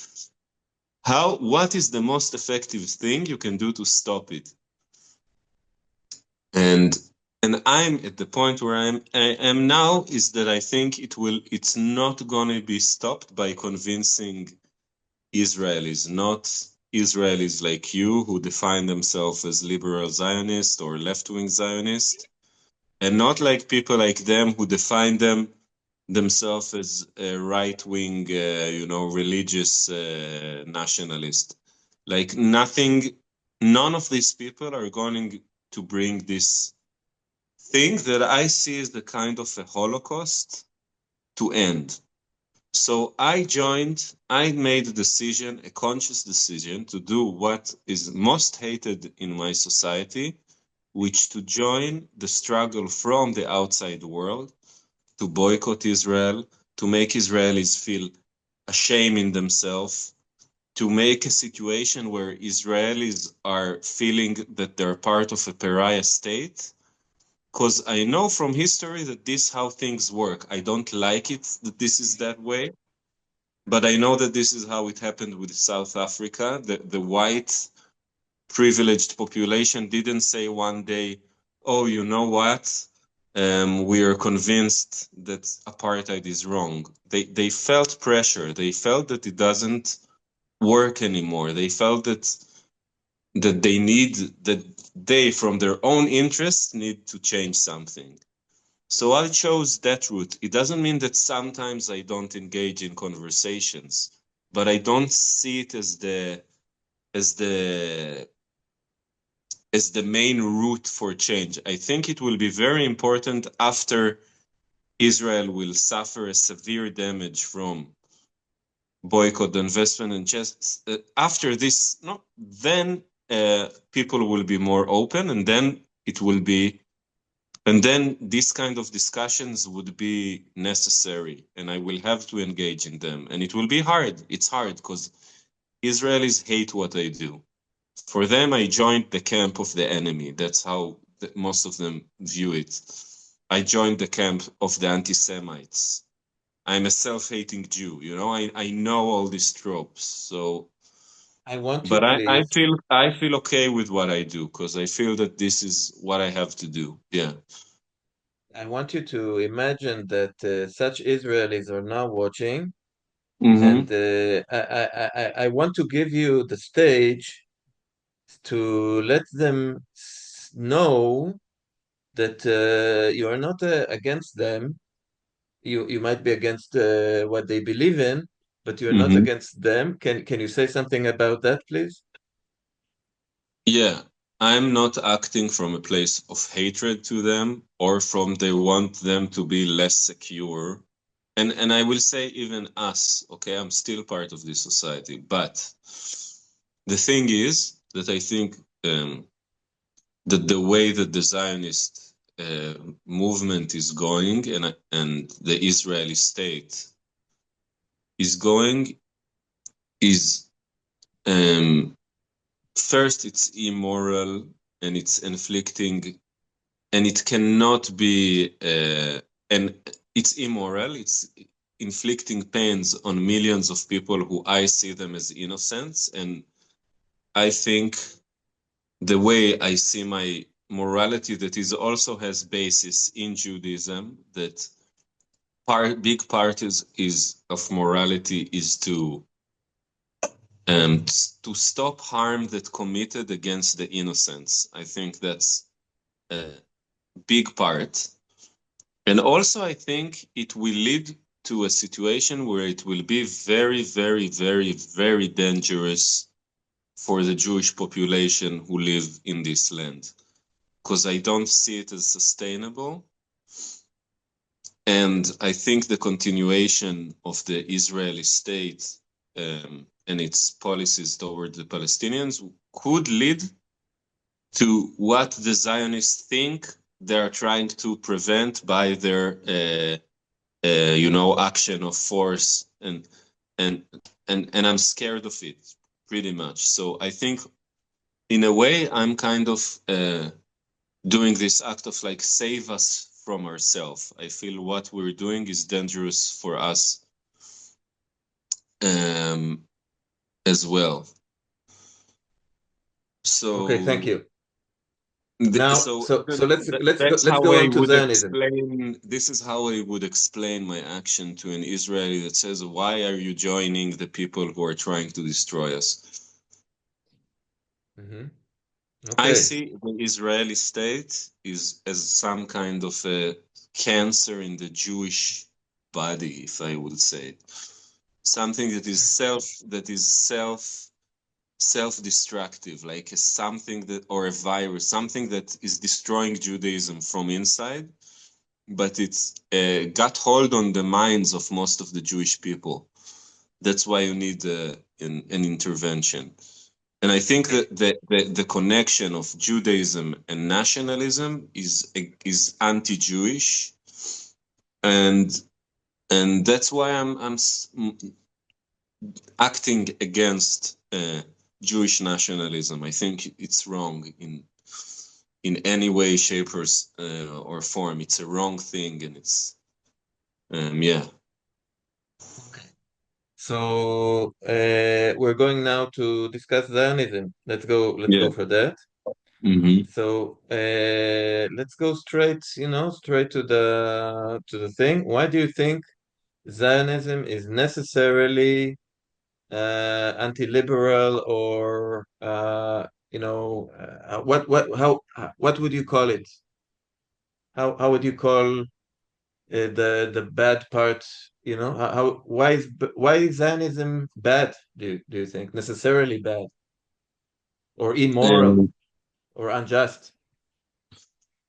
I think because um, there's two main reasons. One, it's a ethno-nationalist movement, and I see any ethno-nationalist movement as immoral and not in alignment with universal values. Now, just not to scare the people around you, I will finish this. I'm against all states. Okay, in my core, I believe statism, the belief that human needs governments,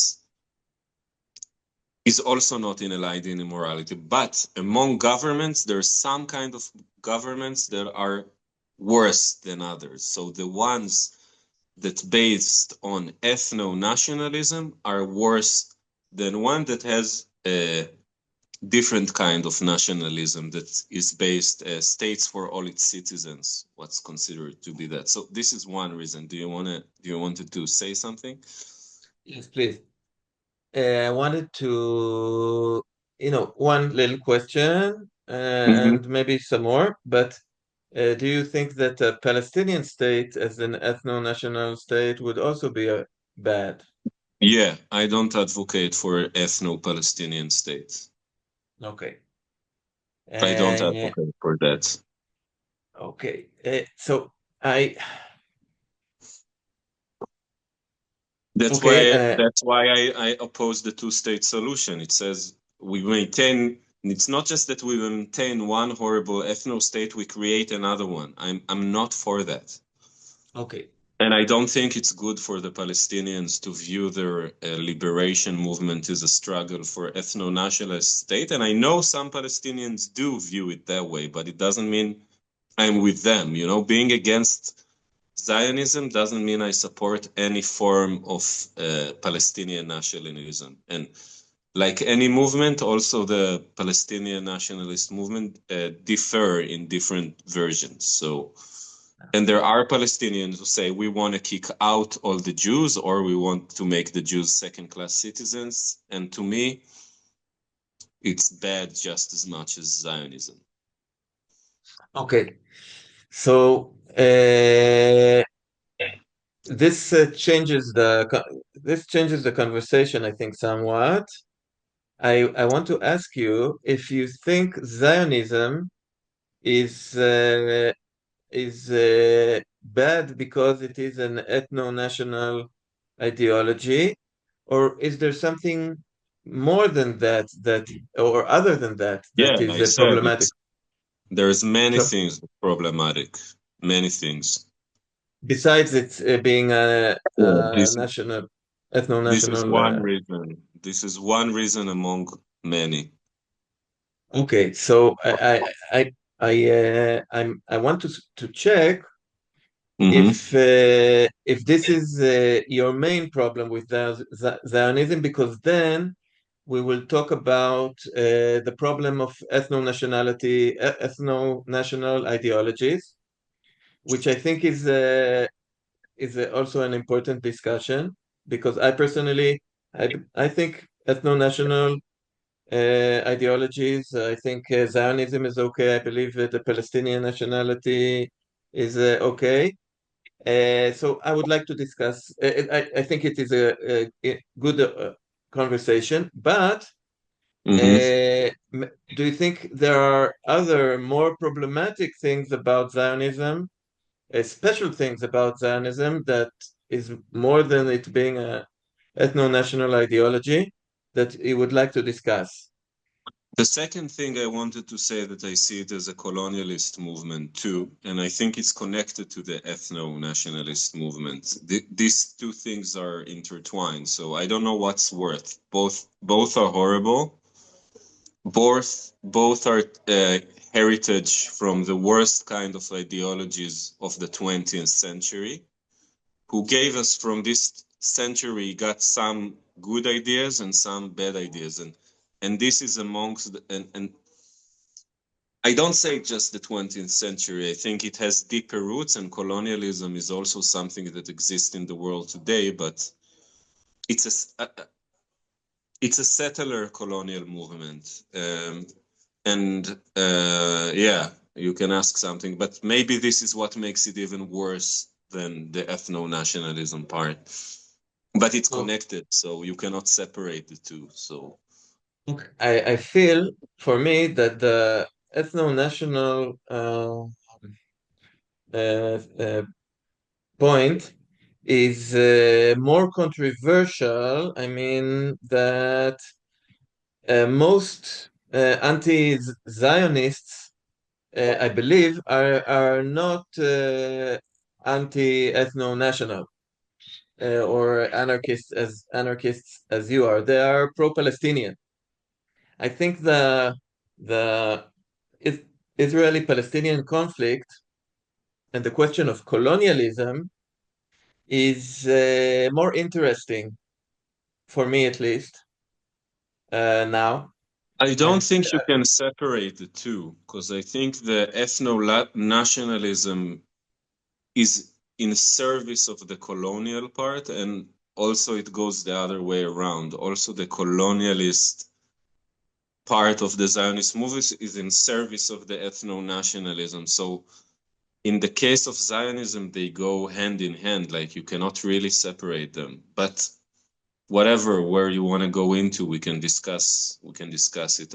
I can explain you why I think, and there's also other reasons that I'm against Zionism, because I think it's inherently anti-Jewish and I think it's also anti-Semitic in a way, um, which is something uh, that you don't hear very often, but it's not less important to me than the other reasons.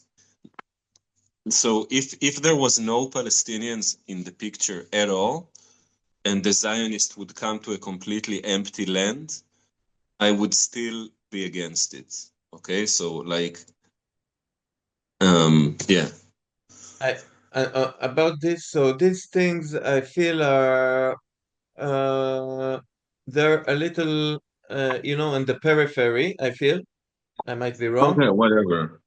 We will need Yeah, more episodes, I know, but yeah. fine. I would be happy first to hear uh, why you think why you see the Zionist movement as a colonial movement. Okay. Let's focus on the colonial part, and if when ethno-nationalism when it will come into the discussion, we'll talk about it. But let's begin from the colonialism. Okay, it's something we hear a lot, right? That Yeah. Zionism is a colonial movement. So let's discuss that. Okay. So I think colonialism is a phenomena that we see uh, in history, but usually it referred to the process where Europe uh, took over other countries around the globe. Now there's also colonialism which is not European, yeah, but I think like the recent version of colonialism that we talk about is came from Europe, and it had many shapes and forms. Now, the idea of colonialism is that a country, a state, expands outside the Culture, border. culture. Culture, but it's a state project. It's not something that's would. I don't think colonialism, at least in the extent that it is. Let's say if you have a wave of immigrants that goes somewhere, it's not colonialism. Like colonialism happens when there's a foreign rule imposed on a population at some area that so let's say there was British colonialism in India and in Palestine and many other places. There was, and usually it happens against the will of the local population. Like it's forced. It wasn't decided in a democratic way. It wasn't. There was no permission asked in this process, and usually it's done because there's a need of exploiting resources, And not a land. need, a want of exploiting, not a need. Yeah, right. A want to exploit resources and sometimes labor of like this. There's a lot of time in colonialism. Slavery become big part of it, or very cheap labor. Um, and this is what we call colonialism, but there's another kind of colonialism which is called settler colonialism. And settler colonialism is when it's done by moving people into a land which they were not, which like let's say in Americas, for example, that people came from the British and and France. They settled and they created a country for themselves in the land that they conquered through, and in this process they dispossessed the native population, they genocided them, and they in the case of the United States they really erased almost the entirety, they exist like not completely but almost completely. Not um, only eh, United, also South America, yeah, in South America. intentionally and unintentionally. Yeah, yeah, but that process of settler colonialism, you not necessarily need to have a metropole. Like at some point, the settlers of the Americas disconnected from Yeah, Britain, yeah, and this happened also in South Africa. The settlers who came yeah, from Europe, and in all these cases, you see that the state put that the settlers put in place system that either like discriminates the native population or completely dispossess them, genocide them. And we see this phenomena a lot. And I think what happened in Palestine it's a version of this phenomenon. You had settlers who came first from Europe.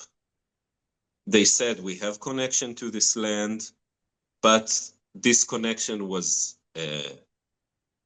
it's a connection that came from like 2000 years ago. I don't see it as a legitimate connection. And they said, we want to create a state for us. Um, and they claim ownership over the place. And now, where the fact that it goes hand in hand with the ethno-nationalist process with the Zionist movement, that it says we want to create a state for our ethnic religious group, which are the Jews. It has to be democratic, but the only way to maintain it as democratic is that there have to be Jewish majority. So that's why I think the process of expelling the Palestinians was necessary. Like the goal wouldn't be achievable without a process of dispossession and ethnic cleansing. And that's why I see it as colonial, because it's settlers who came over and took over a place that was not belong to them from first place, and it goes against the will of the local population, and because of that there is resistance, and then usually it put in place a process that there is resistance, and then there is more violence, and then and this is what, and usually there are also a big imbalance of power, because the settlers couldn't gain control of the territory without the support of big empires, and that's why it's connected to imperialism. Like Zionism would have not succeeded without first the support of Britain, then the Soviet Union, then the United States. They were always in the upper hand. And I think we're seeing a situation. That's what happens now, when Trump says we're going to take over Gaza. It's part of this colonial process. And this is in a nutshell how I see the process here. And that's why I don't see any part of the Zionist project as moral or legitimate. And that's why I'm support in a situation in creating one state with equal rights to all Palestinians, Jews, which is not based on ethnic supremacy of any kind. And this is my that's my view. Okay, so we have 2 more minutes, and to tell you the truth, I would be happy to meet for another round if you are willing, but it's fine if Yeah, you're no, tired. no, I said that. Yes! Great. So, first of all, I want to say that I listened to you about colonialism, and Mm-hmm. I think I can understand your point of view, and I Mm-hmm. think you have good points. Mm-hmm. I will when we meet in 10 minutes. We'll I'll challenge some points. But thank you. That was I think that was well said, and I think it's very interesting. I think it's very interesting, this question of whether it is colonialism and Yeah. yeah, and yeah, and Okay. okay, so we'll meet in 10 minutes. Okay. Okay, bye for now.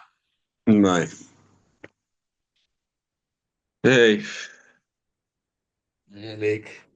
I'm trying to think like I need to charge. I'm doing it through my phone because it has a better camera.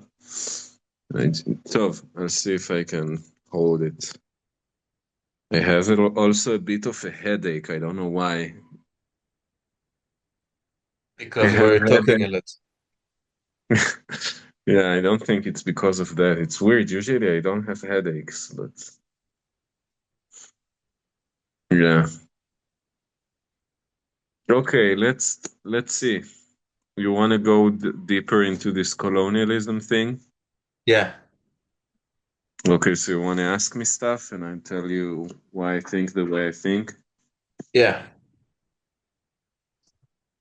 I just want to say something before we start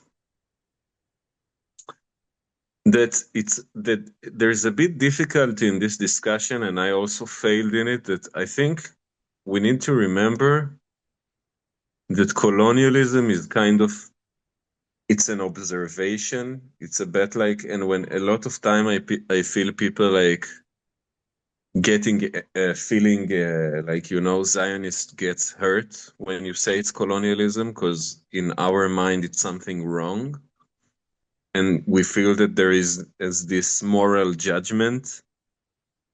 But I think if Zionists will understand that they're part of a colonialist phenomena, it's like a doctor giving a diagnosis. Like there's no point in getting hurt by from a doctor who tell a patient you have some kind of disease, whatever. You don't tell him how dare you say it. It's a diagnose. You need to. I think like if we would understand that this is what's happening to us, that this is the phenomena, we will act in a way that is more in correspondence with the reality and we will make smarter decision as people as a collective who are stuck in this situation. But it's hard not to condemn it morally because colonialism is usually it part of it that it's a violent phenomena. It's maintained by violence. It's inherent. When I'm saying Zionism is inherently violent, it's big part of it. It's because of the colonialist aspect. Okay, so what do you want to say? What do you want to ask? okay, so what I thought about Mm-hmm. was before asking the question whether Zionism is a form of colonialism, Mm-hmm. I thought it would be first interesting to ask about colonialism in itself, Mm-hmm. um, and later to deal with Zionism as colonialism.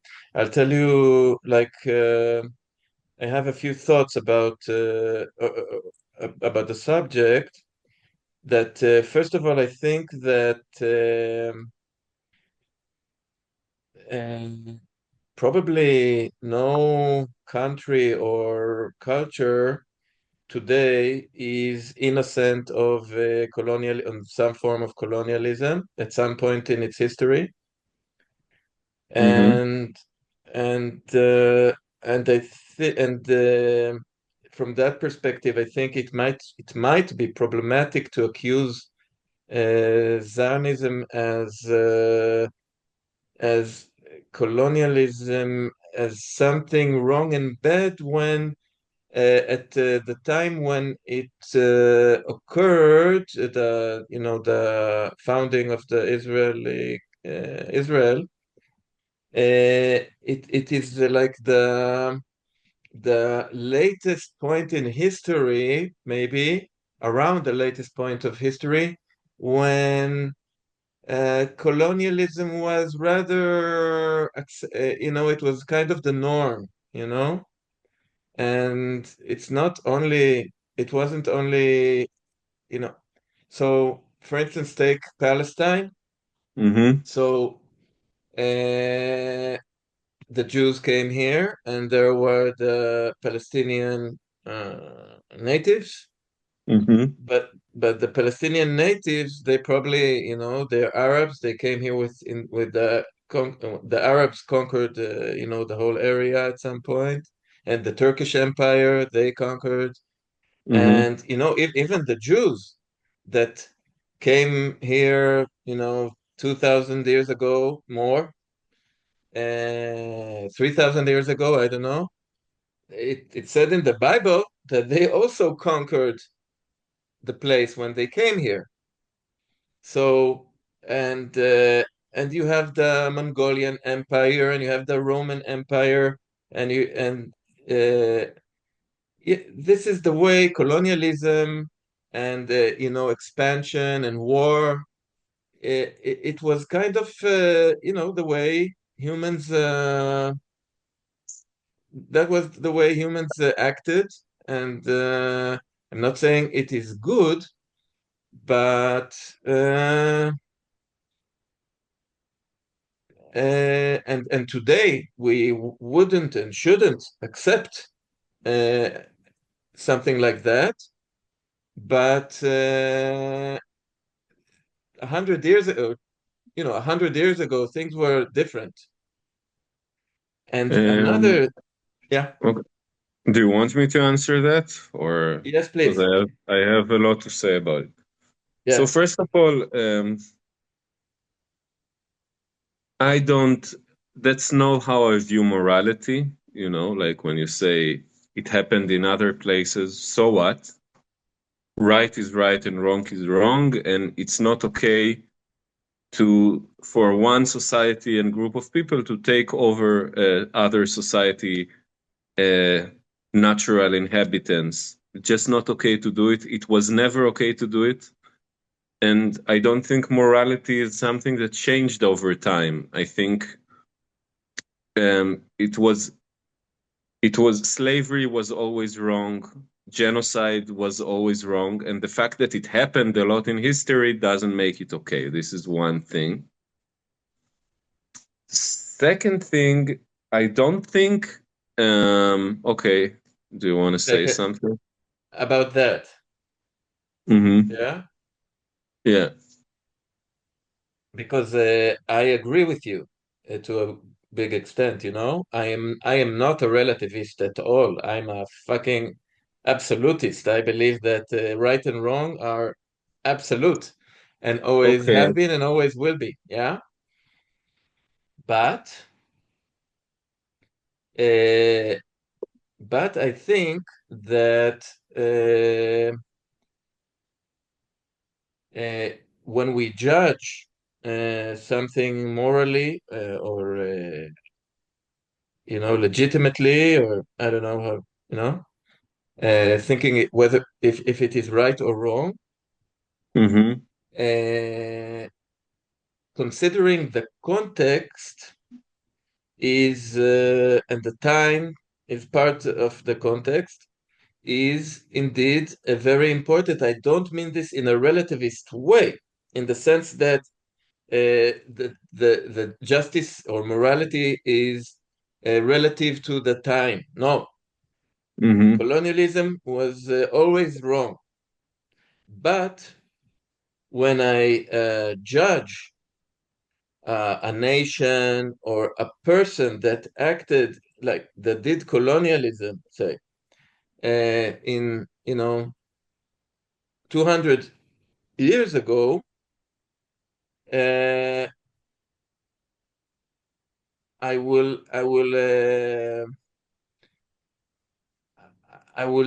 judge them less severely than say today if a country would conquer someone, and I would judge them less severely because that's again that's the way human beings acted in those days. It's not doesn't make it right, doesn't make it right, but when I judge the for instance, I don't know, many famous people were anti-Semitic, yeah, and I think it is, of course, I think it is wrong.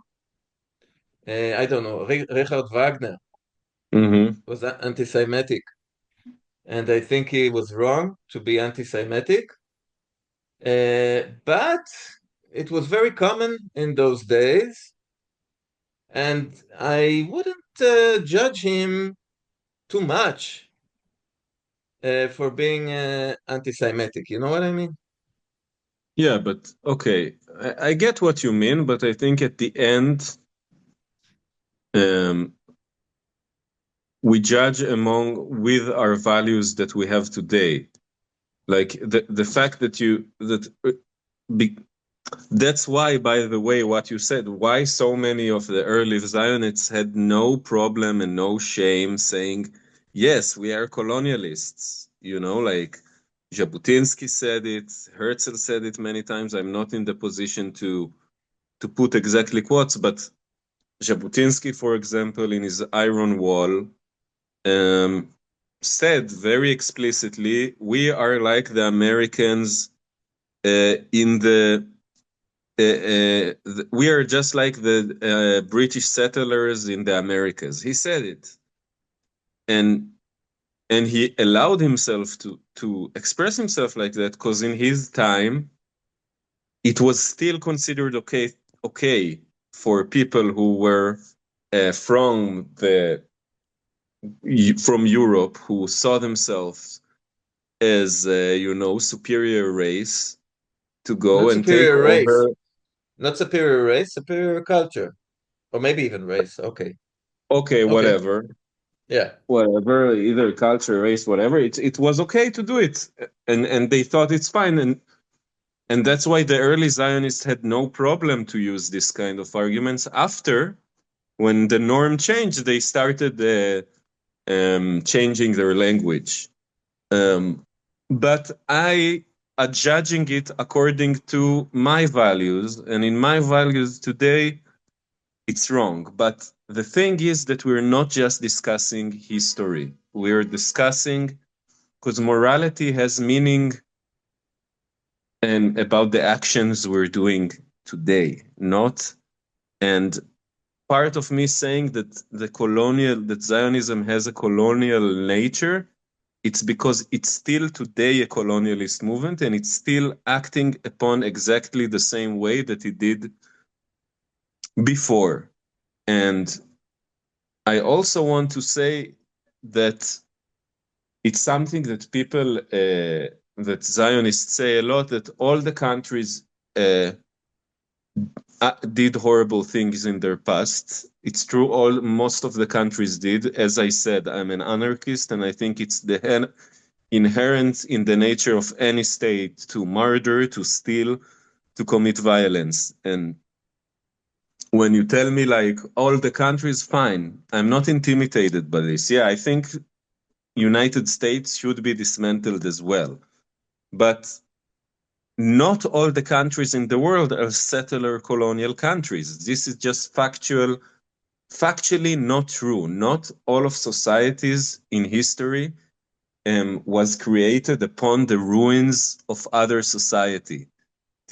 Not all, like, it's a phenomenal, like, it's very easy to say like all countries are constituted in that way, but I don't think that's true. It's true to some countries and not to all of them.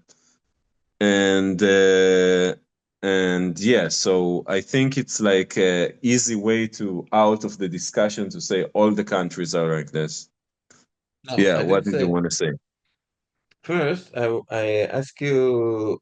I think we have an important point about morality and judging the past and the present, and that you're saying that Israel is still a colonial entity, and it is continuing its expansionist ideology or movement or what have you. And Yeah. yeah, and I think it's interesting, you know, and the settler movement and Gaza and all that. Of course, I see what you think about this, and it's something that I always fought against, and I am against, you know, the settler movement in the occupied territories and Gaza and all that. Okay. And can I ask Uh, you, why do you think it's what makes the settling in the West Bank so different than what happened 20 years earlier? Why isn't suddenly that the morality suddenly against settlements suddenly comes when the refugees were the people that were expelled in 1948, still live in poverty and are starving in refugees camps in Gaza and Lebanon, and they have proofs that they have property and stuff inside the house that you're sitting in Tel Aviv. And I would claim that the only reason it's that it's more convenient to you, because in this case, because if you talk about 48, not just the settlers will have to pay a price, but also me and you. And that's why it's more convenient for liberal Zionists to suddenly discover morality when it has to do with the West Bank and the settlements. mhm. And part of I will just finish that I became anti-Zionist when I started, and I think I was talking about it with you before because you were part of it, actually. We were discussing it. I started, my latest phase was by reading what happened in 48, discovering that this was a textbook case of ethnic cleansing from the worst kind, that there's no way I'm justifying it, and that big part of the victims are still alive and have legitimate claims. And I don't, if I'm honest with myself, I have no good arguments to refute their claims, except that I want to keep my own privilege. I don't see any other claim. And that's what, when I understood that, I moved to the anti-Zionist side. I understood that the solution that I seek, if I really if I'm really seeking justice and truth, I need to find a way bigger process of reconciliation and justice than just stopping the settlements in the West Bank. You know, it was a very big part of my process. And I ask you now, what makes the difference? Why suddenly morality come into life, back to life, when we're talking about the right-wing settlers who are doing just the same things that the settlers of the labor movement, secular labor movement, did few years earlier. And what is like 20 years? It's like nothing, it's not even in a historical term, it's nothing. So if you can answer this to me, I would like to hear. So I think uh, I'm not sure, but I think what matters to me, and this is also, you know, what I talked about earlier about colonialism, Mm-hmm. is that when we judge somebody, some actor, a country, or a person, uh, it is very important to consider the context of the situation. You cannot, I think you cannot judge an action by itself but you have to take into consideration the whole context around it. For instance, one of the, I don't know, the main reasons that I think it's much more complicated than that, but one of the main reasons I think the founding, the Zionist movement is legitimate in a sense, Mm-hmm. is the Holocaust and the anti-Semitism that the Jewish people suffered for so many years. But why is that And the business of the Palestinians? They didn't commit the Holocaust. They had nothing to do with it. Despite what Bibi tried to push the world that it was the Mufti of Jerusalem idea that everyone knows it's a big. Do you know this? That Bibi said at some point that Hitler didn't want to exterminate the Jews. It was the Mufti of Jerusalem who put this idea in his head. I don't know. I don't no, but I the really point need to is, go to the bathroom. I'll try to do it quickly, okay? Think about what you want to say. I'll come in a okay, second. I'll pause. Okay, great. So we talked about the importance of the context, and we talked about the Holocaust, and now you're asking why are the Palestinian people, why do they need to suffer? They had nothing to do with the Holocaust.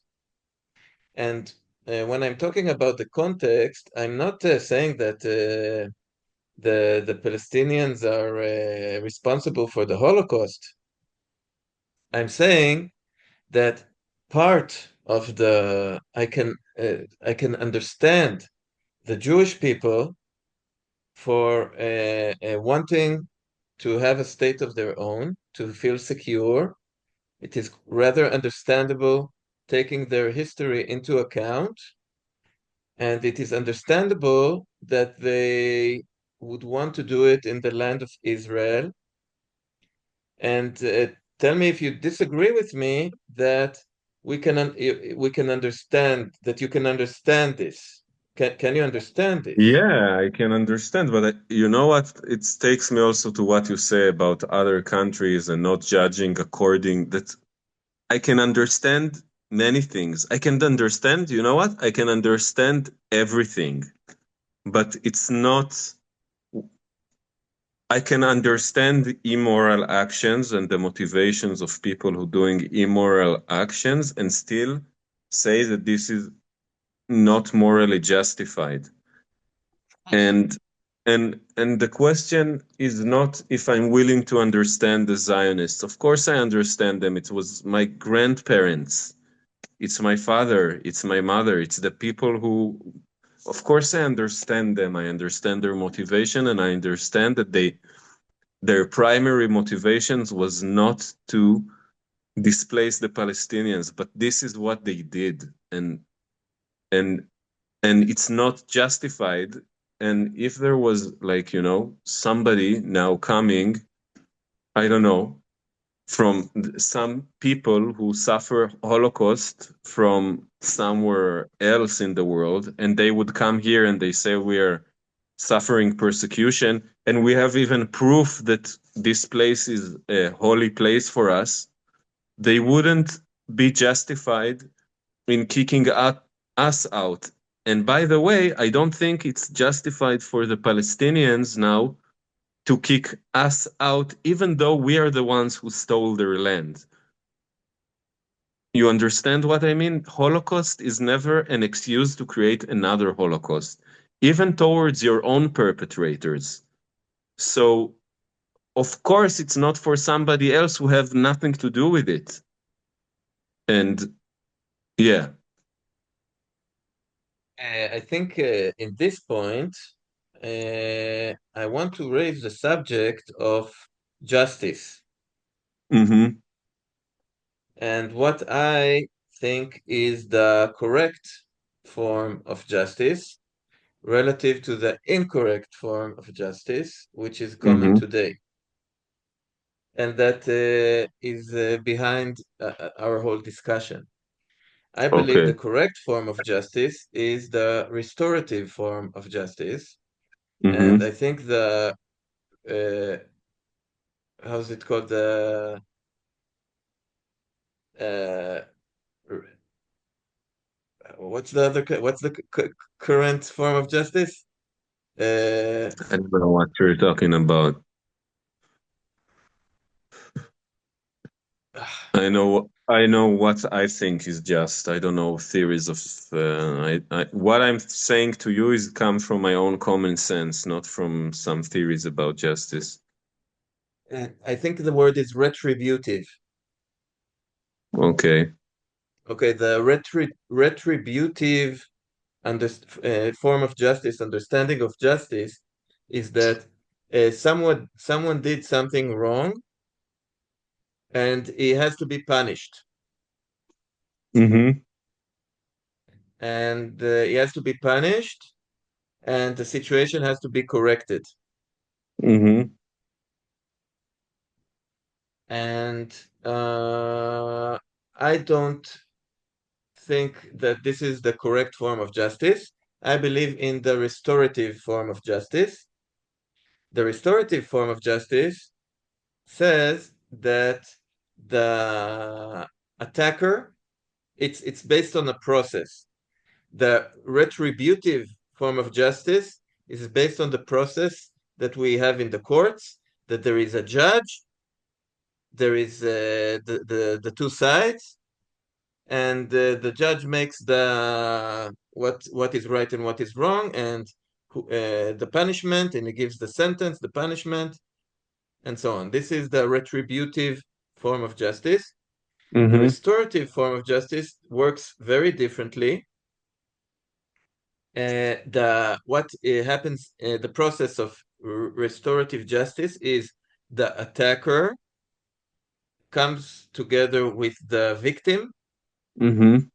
and other people that are relevant to the bad thing that happened, the injustice that happened, the harm that happened, and they talk. And the attacker listens to the victim, and he is supposed to listen to their point of view and take responsibility for the harm they have done. Mm-hmm. And the attacker explains why they did what they did. So the victim and the other people, some of them representing the system, never mind, understand why the attacker did what they did. And most often, you understand that uh, and another part is that the attackers part of their taking responsibility for what they have done is to find a consensual. Oh my God, it's going to finish in 10 minutes.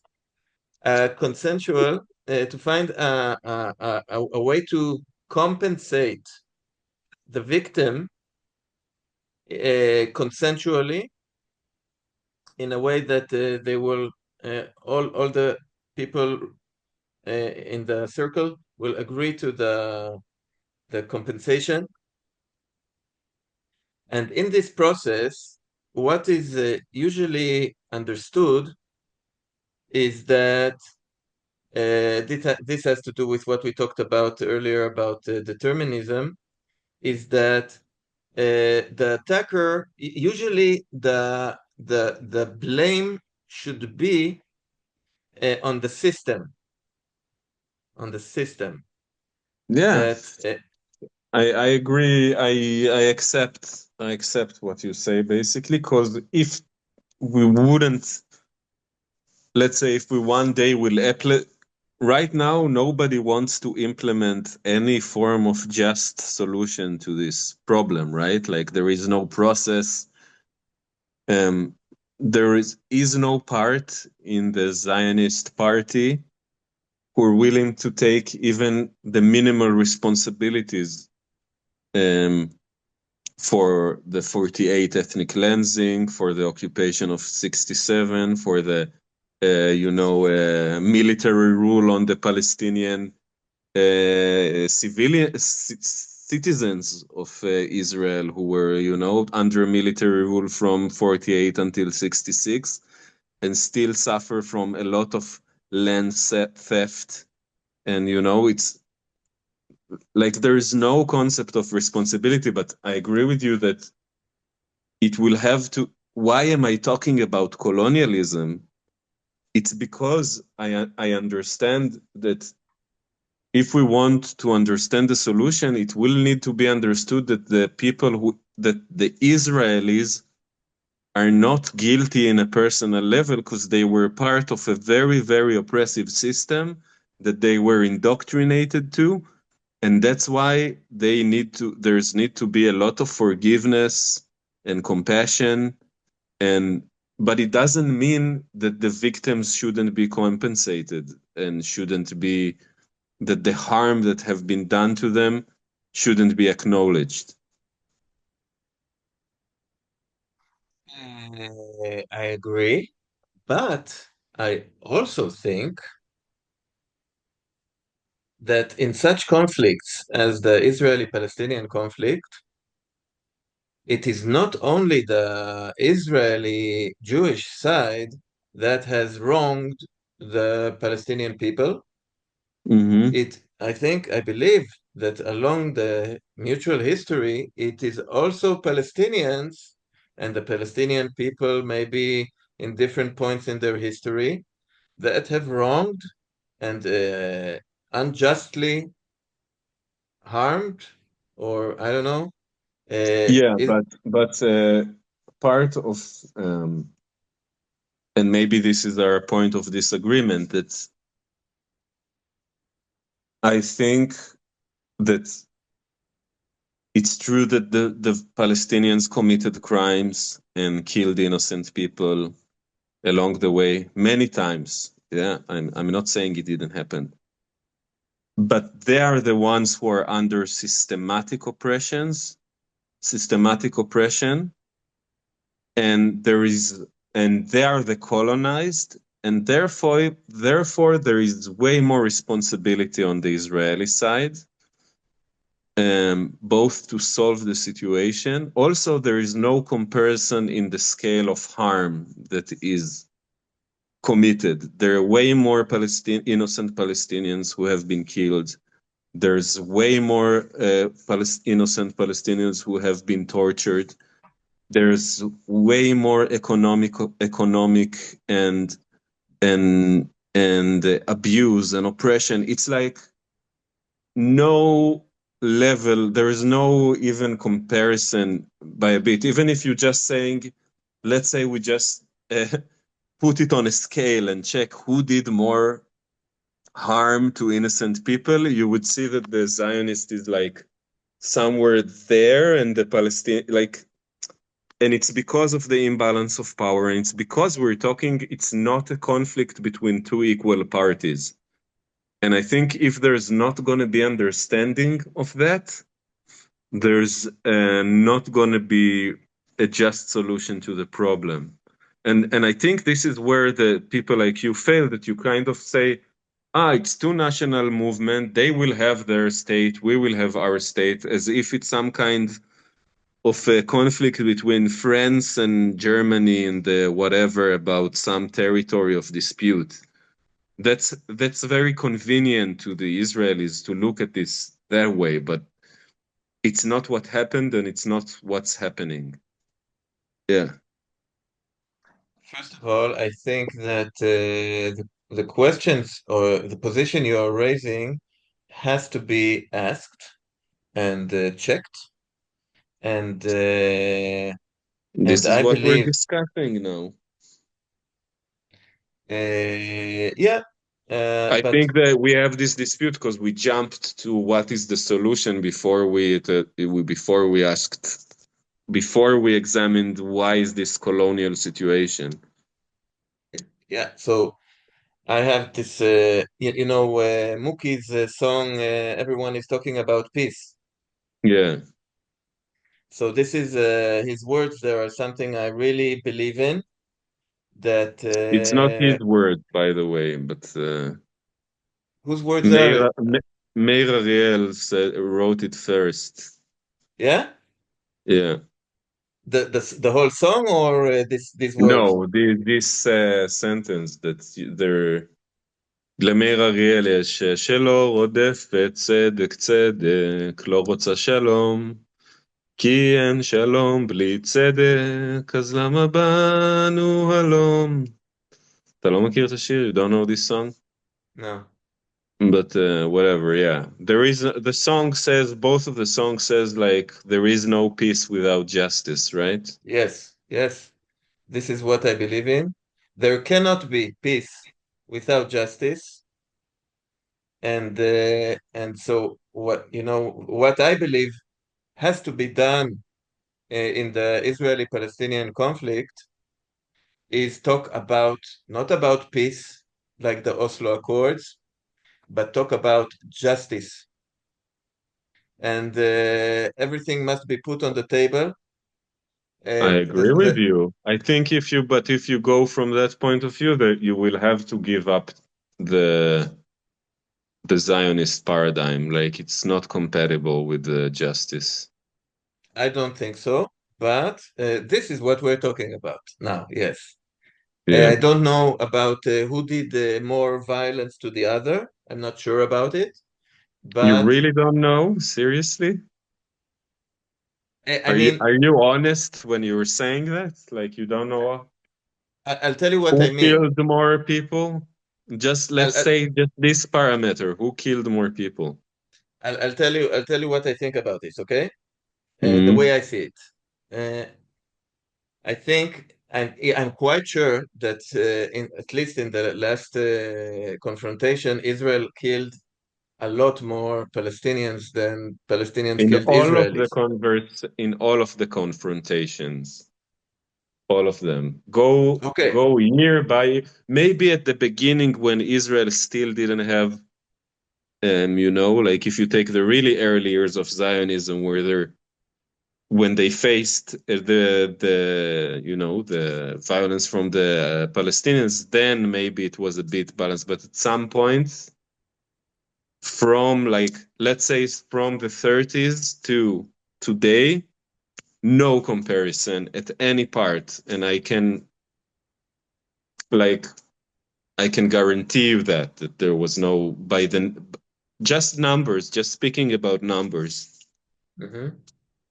And this is So only one parameter. There's so yeah, many others. Yeah. yeah. So this I think what is called the body count. It's something that has to be discussed, and Yeah, of course, and for the party that kills more, it's convenient to say that this is a not important no, measure. I'm not saying that it's not an important. Okay. The endless Really. discussion. I didn't think we are gonna get into nine. Where did we start? Around five?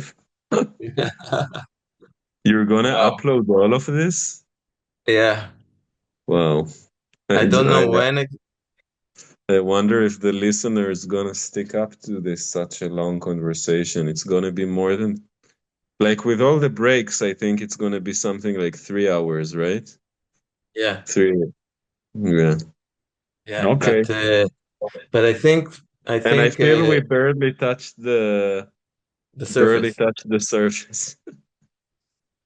Yeah, but I think for me it was very, very interesting and very satisfying.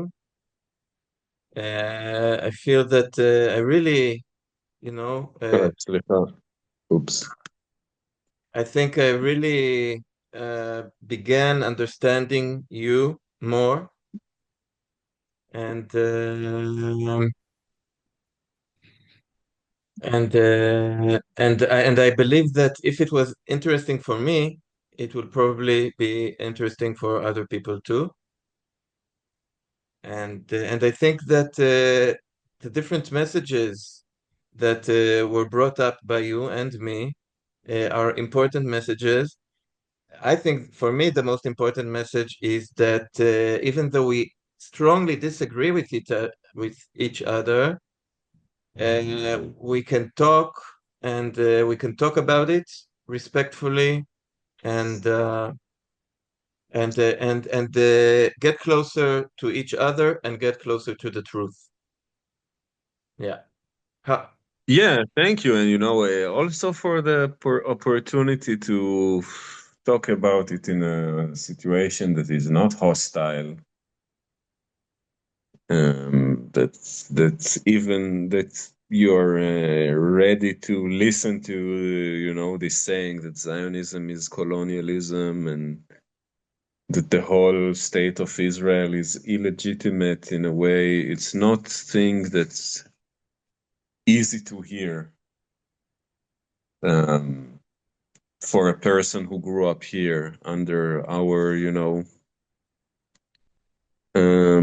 but again, I will say to your listeners, even the one who hates what I said and feel that I am saying, I'm doing this because I care about us as well. And us, I mean, the Israeli people. Like, it's not that by saying things I say, I lost the familial tribal connection to the community which I grew up in. It's just that I feel that we have this, that we're born into to this unique historical situation that if we want our society and culture to survive, we have to go through enormous change and in a way integrate into ourselves another culture. And I think in a way, and to be integrated into other culture and to do this scary thing of accepting the other, that for us is the Arab Muslim, as our neighbor, as our equal members of our society, that we're not on top and not at the bottom. And I think that it's a very, what happens in here is all the world need to go this transformation. It's not just us, but there it's like concentrated, all the problems of the world is kind of concentrated here. And I think we have a role to play, and I wish that more Israelis would understand it and would understand that this Zionist dream of having a place where there is purely Jewish is not feasible, is not sustainable, and we have to get to change it. When at some point when things will change, I think there would be a place to talk about other forms of Zionism. Like, I'm not completely hostile to that, of the idea of like Hebrew cultures that exist alongside among other cultures. Some Zionist leaders did believe in that, but at some point it became irrelevant. And so to talk about like cultural Zionism now, I feel it's like not relevant. But maybe someday we could bring it back to the table. But at the moment, I feel that we have to change our way of thinking about ourselves, about the other, about religion, about nationalism, like all these things. Yeah, that's my point of view around these things, both because of moral reasons, but also because of our own survival and our own, if we want this culture that's, the Hebrew culture that exists here to survive. We have to integrate ourselves into this area which we live in, which is, it's the Middle East. We live in the Middle East. We don't live in Europe.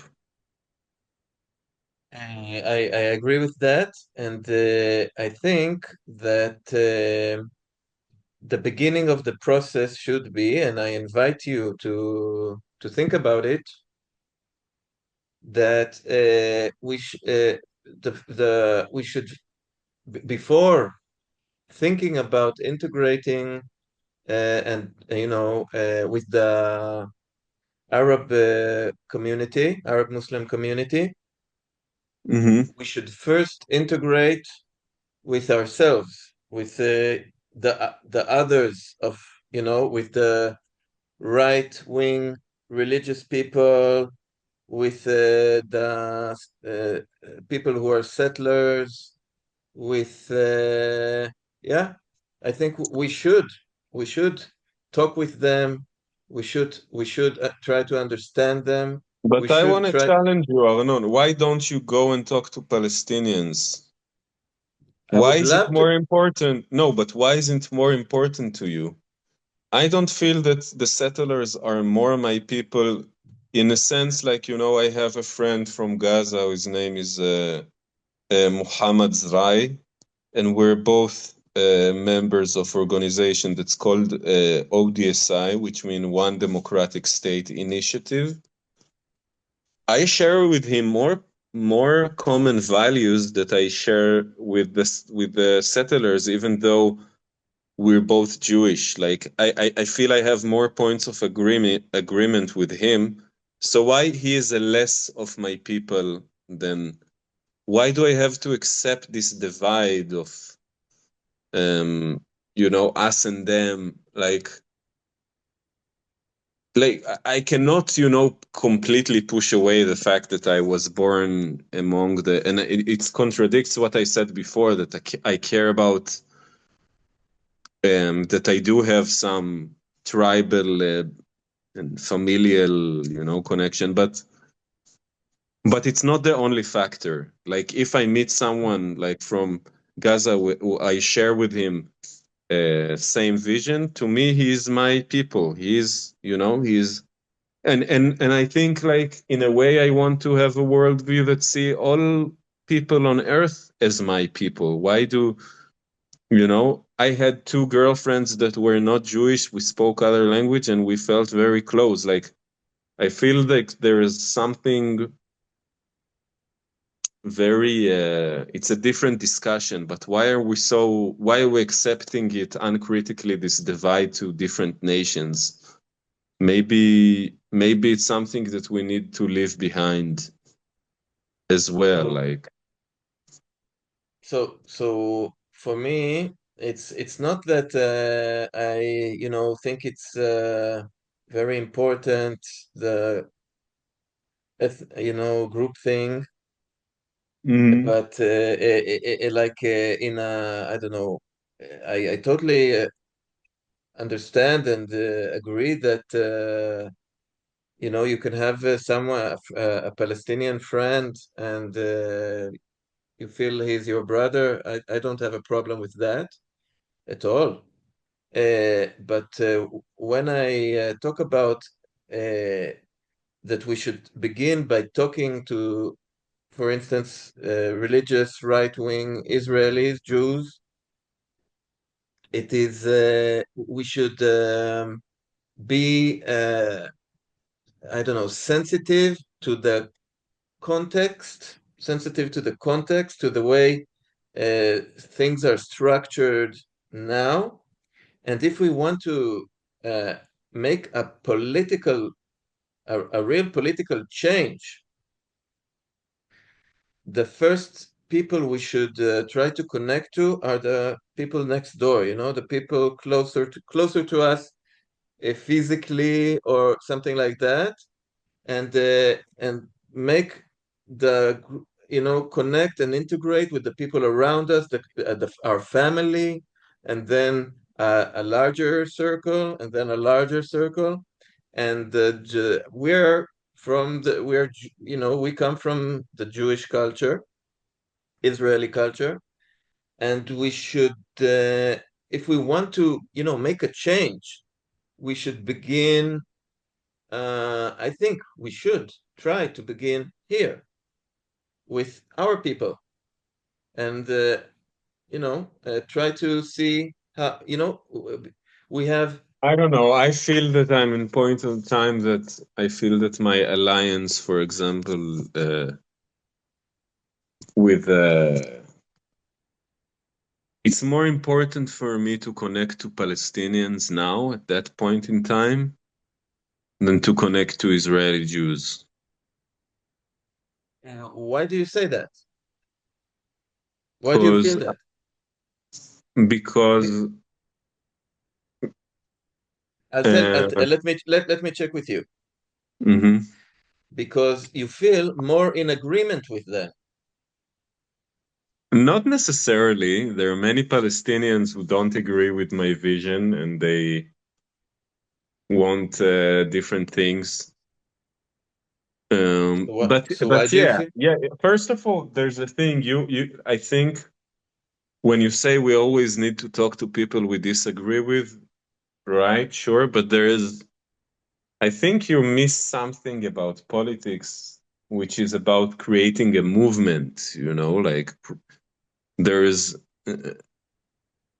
like I think it and it's I'm a bit tired and I think we I want to close it to wrap it up soon. I just say Your last words. people just as much as they need to engage with people they disagree, they need to gather people who agree with them in vision and act together. I think it's very important. And when Israelis and I feel the alliance of anti-Zionist Jewish Israelis with Palestinians together in creating shared vision, I feel it's to me it's more important to do that now.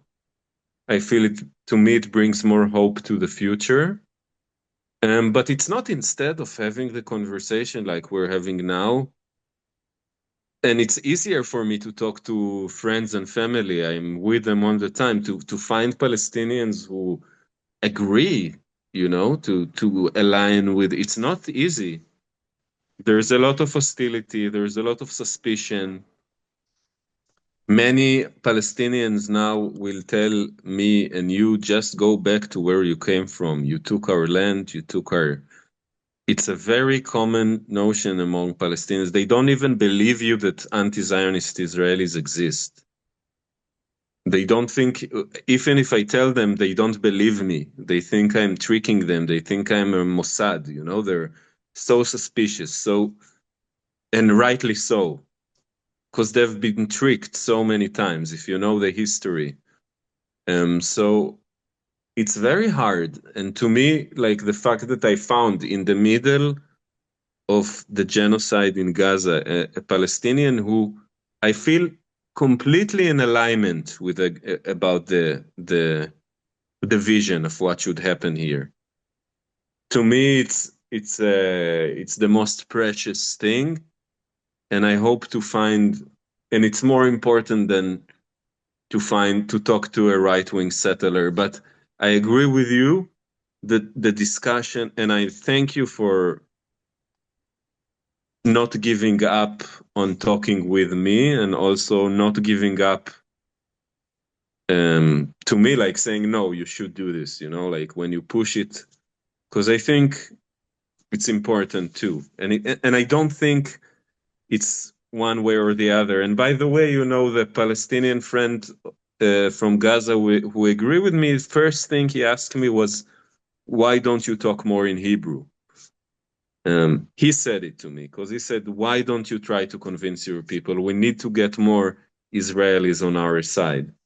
So, because right now I think there's so few of us, like anti-Zionist Israelis. I don't know how many of them, but it's like I think you can put them in one room, kind of. How do you think? a conversation between me and your friend will go. Me as a I don't know. Zionist. Yeah, it's very for him. It's very difficult. Yeah, he would. I don't. I can ask him if he's willing to have a conversation with a Zionist. I'm not sure because for him it's like yeah, it's talking to somebody who wants his own extinction and creates his own extinction. That's how he views it, and I think he's right about that.